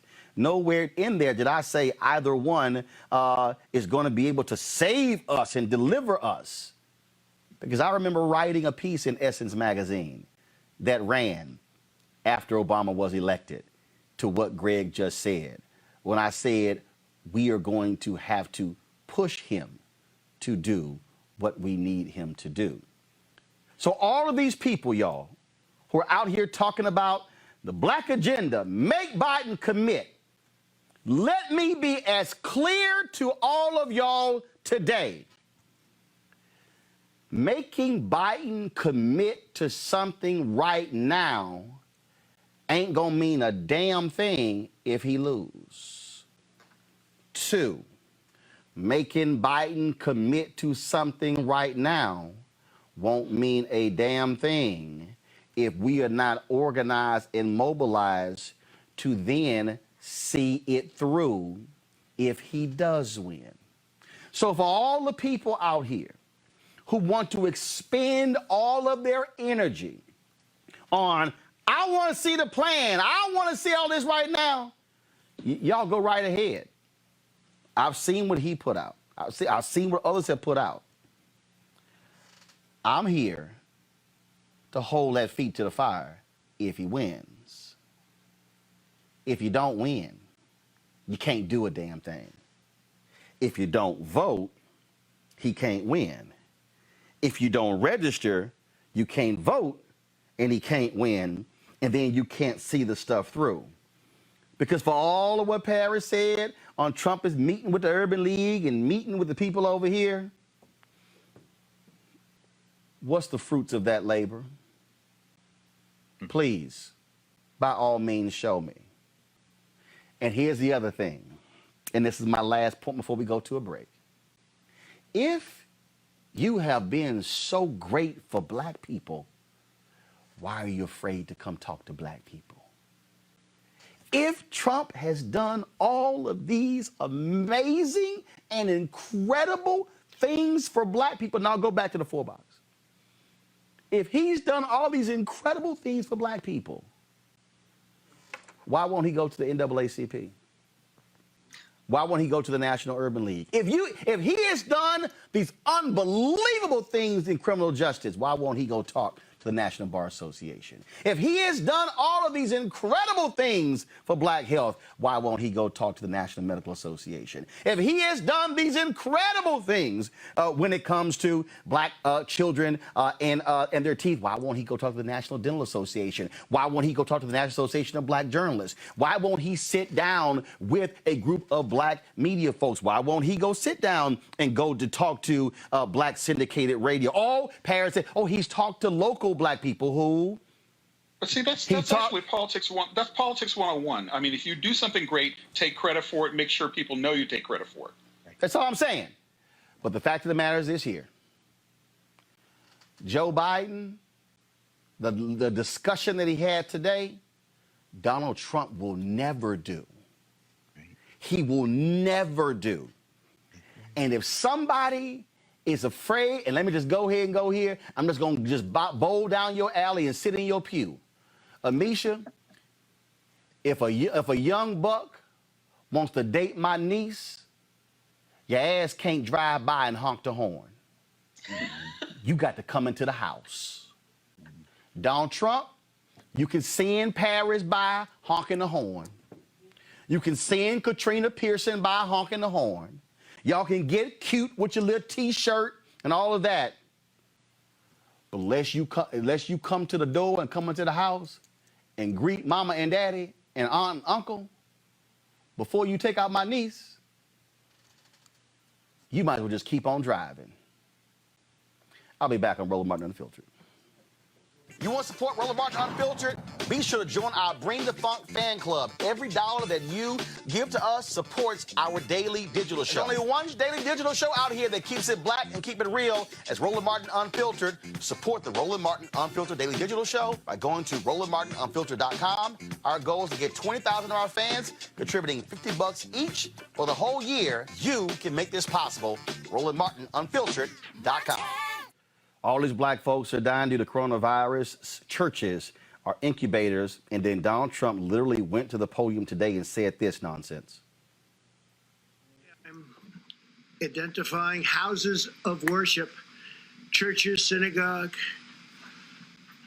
and mosques as essential places that provide essential services. Some governors have deemed liquor stores and abortion clinics as essential, but have left out churches and other houses of worship. It's not right. So I'm correcting this injustice and calling houses of worship essential. I call upon governors to allow our churches and places of worship to open right now. If there's any question, they're going to have to call me, but they're not going to be successful in that call. These are places that hold our society together and keep our people united. The people are demanding to go to church and synagogue, go to their mosque. Many millions of Americans embrace worship as an essential part of life. The ministers, pastors, rabbis, imams, and other faith leaders will make sure that their congregations are safe as they gather and pray. I know them well. They love their congregations. They love their people. They don't want anything bad to happen to them or to anybody else. The governors need to do the right thing and allow these very important, essential places of faith to open right now for this weekend. If they don't do it, I will overrule. Trump actually said that if they don't do it, he's going to overrule the governors. He ain't got the power to do so. More than a week ago, Pastor Reginald Sharp out of Fellowship in Chicago dropped this video that got lots of attention. Going back to worship around Chicago, I'm told, around the nation. Fellowship will not be one of those. You can save your call. You don't have to call up to the church or wonder what us doing, what we gonna do. We're not coming back to church until the Lord, the righteous judge, wakes me up out of my sleep and says it's time to come back to the building. See, the church is still open. The building is closed. So while we're in this season, the church is still open. We're still worshiping. We're still doing ministry every week.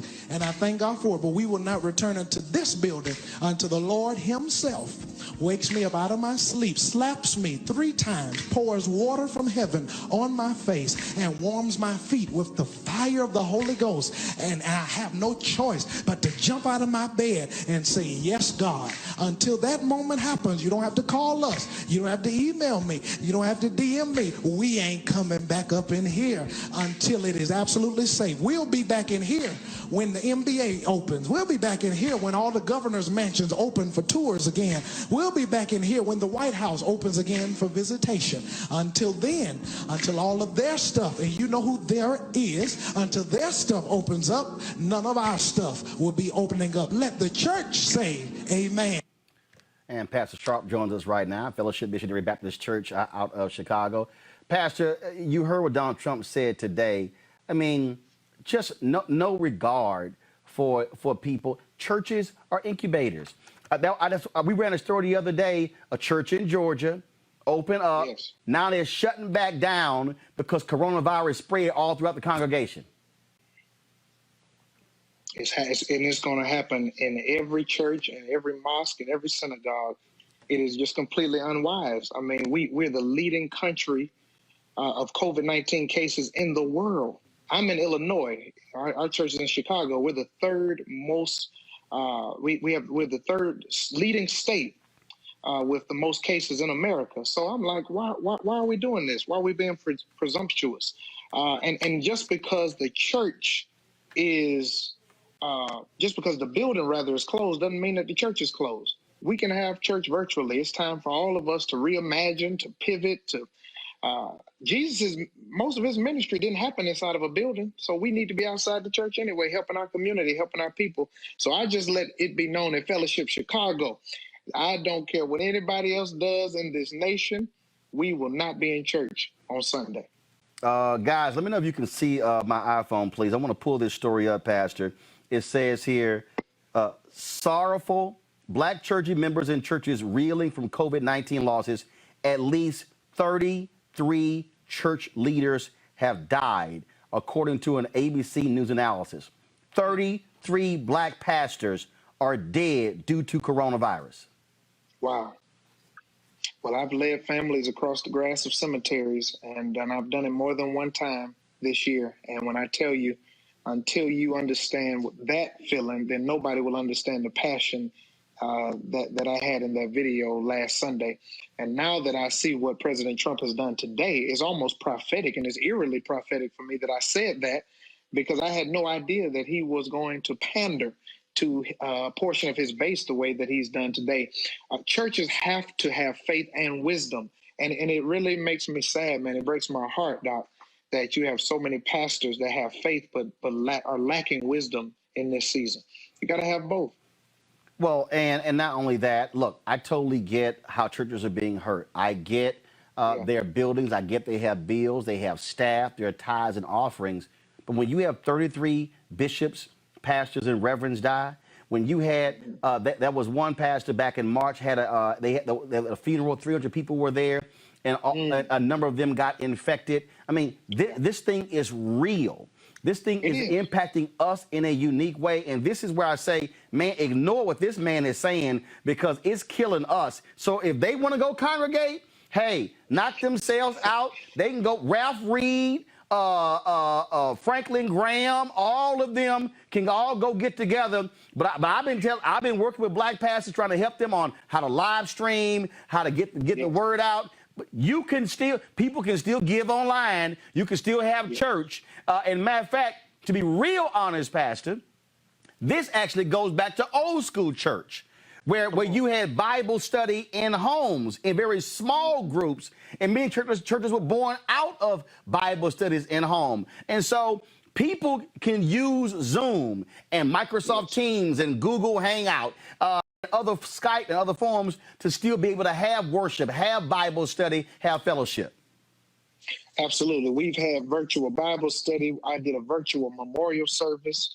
We've had men's ministry, women's ministry, youth ministry, marriage ministry, all on Zoom calls and on Skypes and other things. So it's just no excuse for it, but we have to make sure that we don't put profit above people and worry about finances and put them over our flock. The people will support us as long as we need moral leadership. That's at the core of this. There you go. Martin. We need moral leadership, and that means we have to do what's good for the greatest number of people. And coming back to church on Sunday, rushing to do that, it's not wise. Just because the flood in Noah's time lasted 40 days, the Bible says that the waters didn't subside until 150 days. They had to stay on that ark longer than necessary because it wasn't safe yet. We got to stay in the ark, stay safe, because I promise you, the world, some of our irresponsible leaders in high places, wickedness in high places, they do not care about our Black bodies. They do not care about our black people or our black communities. And so we have to be leaders in the African-American community that look out for our people. It is not the job of the shepherd to just feed the sheep. We have to fight the wolves. That's a direct quote from my big brother, Dr. Freddie Haynes. And we have to. This right here, choosing to stay home, requires more faith than us opening back up our churches, having church on Sunday. It's going to take time. Pastor Reginald Sharp, we appreciate it. Thanks a lot. Thank you for asking. All right, then. Another alpha man. Always good to see the 06 brothers on the show. Greg Carr. Sorry, Joseph Williams. Greg, Aishah, Joseph. Made the wrong choice. I'm just saying. I'm going to go Joseph first. I go ahead and go Joseph first because we feel sorry for you. Joseph, this is where I don't care. I'm sorry. I keep saying, black people, don't listen to this man. Don't listen to Donald Trump. How do you, it's hard to reconcile all of this. Especially when you have somebody like Dennard coming on the show claiming a record that does not exist. And again, there's a through line through all of this today. And the one that connects this one to the previous segment is the fact that African-American bodies are viewed as disposable. This church announcement was not meant for black people. Again, I think it was meant for white people, but still. You have African-American congregations and African-American ministers who know what's up. They know that this virus is disconcerting and is wiping out communities. And there really is no excuse for Trump to do this other than pandering because he knows the fall is coming up. He wants to look strong and he wants to look like he's standing up for religion when he's doing exactly the opposite. I wrote a story back when he was running for president that this man could probably not name a Bible verse on a bet. He got it wrong several times when he was trying to speak to evangelical conservatives. They did not care because he was giving them what they wanted, and that was a president who supports their particular views on many things, including race. Aishah. This is an election year, and Trump is speaking to the religious right directly. And when he goes out and he makes these statements about church reopening, it's not because he gives $2 hot about churches or religion at all. It's because he's trying to rally that base around a shared ideology about Christianity. Like the pastor said, I'm a proud Chicagoan. I've actually been to that church many times. Right now, we are really in need when it comes to enforcing social distancing. We don't have a vaccine. What we know about coronavirus continues to develop every day. There's still a great fear that it may, in fact, get stronger. It may, in fact, morph into something that's a lot more dangerous. We don't know. We know that there is more information coming out daily about how it's affecting children. And again, these are things that we are dealing with as new details and more news emerges. It is not time to open up churches, many of which are massive spaces, because we're long gone from the days of small storefront churches. We're talking about big churches. We can't have people going into these spaces and putting their lives at risk. We just can't. And yes, to your point earlier, Roland, there's so many ways that people are expressing their Christian faith or their other faiths via these online portals, via social media and Zoom and all of these other, conference things. It is not that you have to be in the building to have church. You can do it right from your home. Greg, he is trying to appease his white conservative evangelicals, pure and simple. Absolutely. And in fact, I don't even know if he's that sophisticated. Certainly his advisors are. First of all, it was good to see a young brother in his early 30s like Pastor Sharp there. And I'm glad you've been to that church, Aishah. One day, I'm not one to go to church a lot, but next time those doors open and I'm in Chicago, I may go by there. Good Morehouse brother, as you say, and an alpha, of course. But it's good to see a man or woman, a person, be able to speak to black people and stand in the gap between black people and this reckless fool. So yes, his political advisors want the evangelicals. You covered on this show how they were spreading around, walking around money earlier in the year, trying to buy black evangelicals. You've seen the handful of black pastors who he's trooped out through this kind of thing. But at this point, something else, and I mentioned it earlier, really, we can see this with Donald Trump. We saw Kellyanne Conway. I'm glad she's still alive. As she's sitting there in the seat that Dr. Burks got off, because, you got to have a sycophant there. But this is really going to the point I want to make. As Donald Trump unravels, it's clear he's not mentally well. The flights of fancy that he launches into, the idea that he is a monarch, a king, and can somehow give an edict and the churches will open. that somehow if governors defy him, he can somehow override them. These things are the pronouncements of an unwell man. And you see him now turning to his sons. You see him now turning, here's Kellyanne again. He's shrinking. His world is collapsing in on itself, and his delusions are on public display every time he steps in front of a microphone. Those campaign managers now have to figure out how to keep enough of him together to get him to November, as the Mitch McConnells and them decided how they can kneecap the federal post office or somehow suppress the vote enough to perhaps steal another term and finish their real job, which is to raid the federal treasury and stack the judiciary. So there are a lot of moving parts here, but there's no guarantee that Donald Trump makes it out of this. I don't mean physically. I don't mean in terms of his physical health. I mean, if this man is unraveling in front of our eyes every day, it just gets worse. So, Roland, I'm not sure what's going to happen even by this time tomorrow when you go on the air in terms of something crazy he's going to say. Bottom line is this here, folks. Don't listen to that man. Churches, y'all need to stay at the crib. Simple as that. I don't care.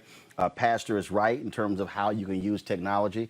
You know, Monday, our alpha brother, Roger B. Brown, pioneering sports journalist in Dallas-Fort Worth, passed away. And on tomorrow, we're going to hold his Omega service at 10:06 a.m. Eastern. And then we're going to have his memorial service at 11 o'clock Eastern. We're going to be live streaming it on our platforms. He was my dear friend.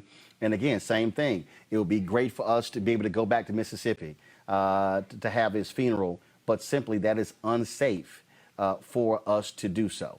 It makes no sense whatsoever, so do not listen to anything that Trump says. Greg, Amisha, Joseph, I certainly appreciate it. Thank you so very much for today's conversation, folks. Going to go to a break. We come back, have a little fun with Queen Aishah right here at Roland Martin Unfiltered.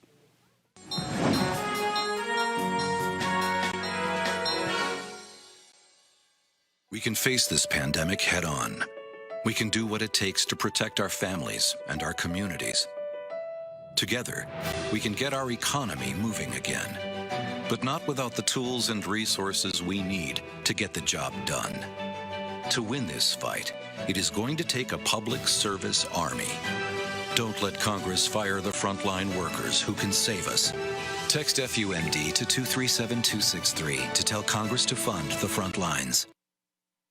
All right, y'all. It's first of all, we got some breaking news. Patrick Ewing, of course, Hall of Famer and head coach of Georgetown, is tested positive for COVID-19. And so that story just coming in. And so we'll be following that. The school announced it. He's under care and isolated at a hospital here in Washington, D.C. And so we certainly will be praying for him. All right, folks, every Friday, Wednesday and Friday, we have a little fun with the comedian. This Friday, we want to talk to one of my regulars back from my TV One Days, Queen Aishah. Queen, what up? What's up, Roland? Yes, you're still very loud. You're still very loud. And they said when you talk loud, then you spread it if you got it. So that means just be quiet. Don't say nothing. Whatever, don't start. What's up? So how you been dealing with all of this coronavirus stuff? Well, first of all, I am healthy, my family as well, and I got snacks on deck, so I'm good. Well, you got snacks? I got snacks on deck. Oh. I'm eating and stuff is socially distanced in my bras, my pants, but we making it. God is good. You got snacks in your bras and your pants? I ain't say I got snacks in my bra. I said they socially distancing. Oh, okay. I was trying to follow where we were going with that. I was like, okay, I'm not quite sure where we're going with that. Don't do it. What? No, I mean, I wasn't sure where we were going with that. I don't know. So where are you? You in L.A.? You in Atlanta? You in D.C.? I'm in Atlanta. I thought you had moved to L.A. Roland, I saw you here in Atlanta a year ago. Oh, damn, that's right. Yeah, but you could have been visiting. No, I'm here. I've been here almost 3 years. Oh, really? Yeah. So what? Atlanta just... I wanted to be closer to you. I said, I'm leaving L.A. I'm coming to Atlanta. I'm going to be closer to Roland and my people. Nah, you know what? It wasn't no crazy Negroes in L.A. I mean, that mean, you know... Right. It's different. L.A. a little different. It's a lot of different. So you need to be with Dirty South, right? Exactly. So they can cut their slang and I can half understand what they're saying, but know how to get home. So obviously, look, during these times, so you can't go on the road, you can't tour, do all those sort of things. So what you been doing? Are you been like the rest of these comedians, just living on Instagram all damn day? No, I've never been like on social media like that. It's cool. It serves its purpose. I'm cool with it, but I don't have to do what everybody, my father watching. So I say, I don't gotta. He probably said, all the money I pay for your education, I don't have to do what everyone else does. Anyway, so I get on when I feel a need to get on. I actually will be doing a Zoom party for some ladies that meet every Friday. So we're going to do that next Friday. A friend of mine turned 50 last week. We gave him a surprise Zoom party. I'm writing. I'm working on me. You know what I'm saying? Thinking of a master plan. Live entertainment is going to be like the last thing to come back. We're going to be right there way behind the churches. You know what I'm saying? So again, when the White House and the governor's mansion open up, we coming after that. Really? Exactly. I'm not playing with it. No, you breathe on me hard, we might fight. You ain't like, what? Yeah. So what do you make of all these videos, these white folks going to stores just coughing on people because they mad because they got to wear a mask? These people are losing their mind. Yeah, they doing the most. I have plenty of masks. I don't play with it. Put your mask on. If you step too close to me, if you give me 5.5 inches, we need to have a conversation. I need to talk to you in the meat department. I don't understand these people. I'm like, y'all are truly losing your minds. I don't get it. I just thought, I'm like, yo, like they literally are acting the fool when it's just a mask. And then I love this here. I'm trying to protect myself. No, you ain't trying to protect yourself by not wearing a mask. You got us too. You got black people that ain't wearing masks too. You got young people. I told my niece, I was like, y'all kind of the enemy because we looking at y'all sideways because some of the young people, they really don't get it. They don't have an understanding and they don't want to wear masks. They think they're invincible. But no, you're going to need to put your mask on too and wash your hands. First of all, black people offended when they start talking about washing hands. What? Black people been washing their hands, and if you catch a good woman, black woman over 70, she gonna put some bleach in your bathwater. So we don't understand washing hands because we do this anyway. She gonna put some bleach in your bathwater? You know, black people back in the day put bleach in the bathwater to scrub you real good. No, we ain't. My parents. We don't know nothing about that. I don't. I don't. All the black people that know people that put bleach in the bathwater, go ahead and send Roland a message. Go ahead and let them know. No. My parents were.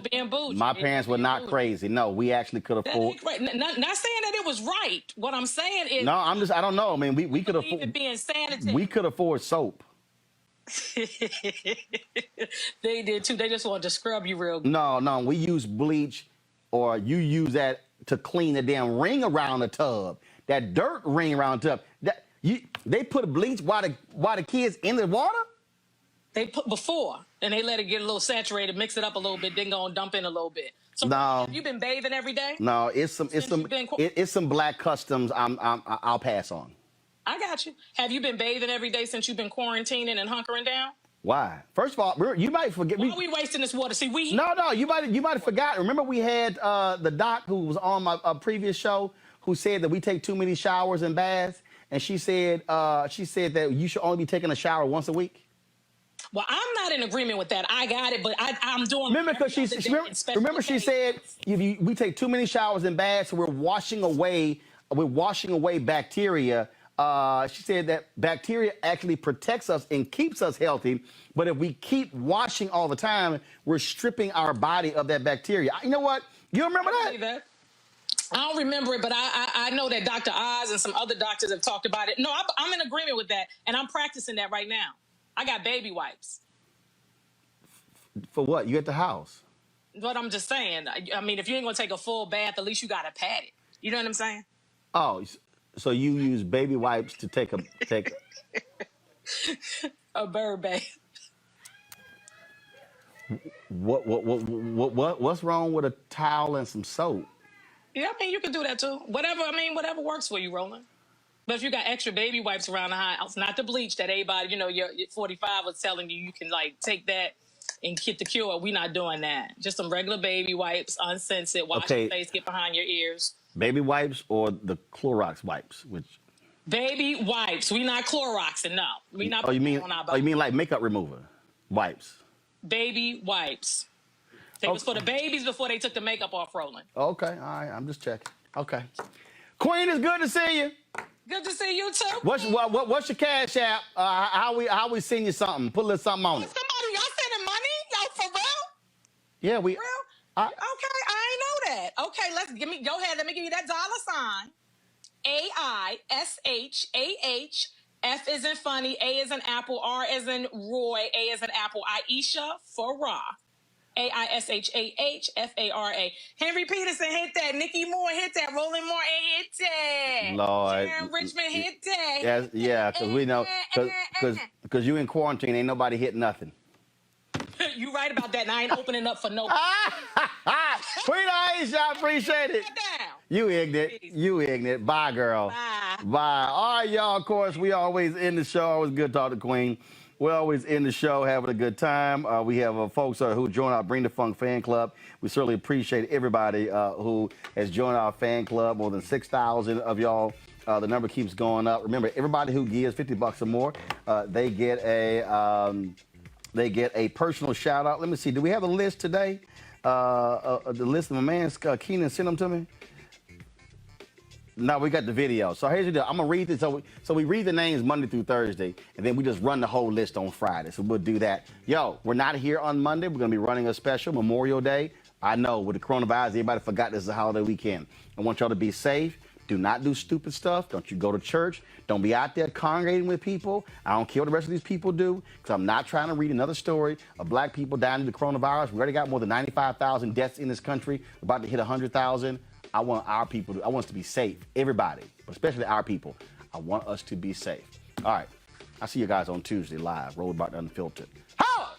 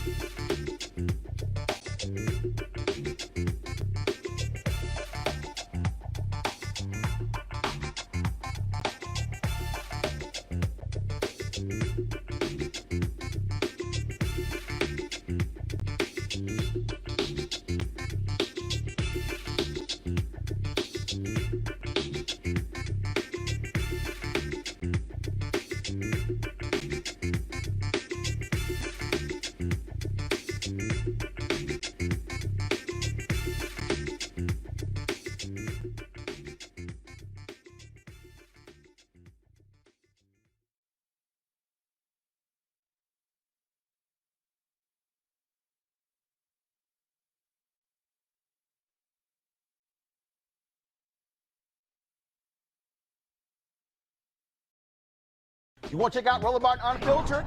YouTube.com/Roland S. Martin. And subscribe to our YouTube channel. There's only one daily digital show out here that keeps it black and keep it real. It's Roland Martin Unfiltered. See that name right there? Roland Martin Unfiltered. Like, share, and subscribe to our YouTube channel. That's YouTube.com/Roland S. Martin. And don't forget to turn on your notifications so when we go live, you'll know it. Hey everybody, this is your man Fred Hammond, and you're watching Roland Martin, my man, Unfiltered. Hi, this is Essence Atkins, and you're watching Roland Martin Unfiltered. Hey yo, peace world, what's going on? It's the Love King of R&B, Raheem Devon, and you're watching Roland Martin Unfiltered. Hi, my name is Brescia Webb, and you're watching Roland Martin Unfiltered. Ow. Well, I like a nice filter usually, but we can be unfiltered. What's going on? This is Tobias Trevelyan. And if you're ready, you are listening to and you are watching Roland Martin Unfiltered. What's up? I'm Lance Gross, and you're watching Roland Martin Unfiltered. Hi, this is Cheryl Lee Ralph, and you're watching Roland Martin Unfiltered. I mean, could it be any other way? Really? It's Roland Martin.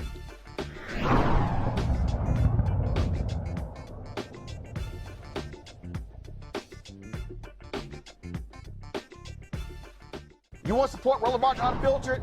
Be sure to join our Bring the Funk fan club. Every dollar that you give to us supports our daily digital show. There's only one daily digital show out here that keeps it black and keep it real. As Roland Martin Unfiltered. Support the Roland Martin Unfiltered daily digital show by going to RolandMartinUnfiltered.com. Our goal is to get 20,000 of our fans contributing $50 each for the whole year. You can make this possible. RolandMartinUnfiltered.com. Hey fam, want to check out Roland Martin Unfiltered? The blackest show on all of digital, cable, and broadcast. Check out our audio podcast. There's only one daily digital show out here that keeps it black and keep it real. It's Roland Martin Unfiltered. Press play. Martin.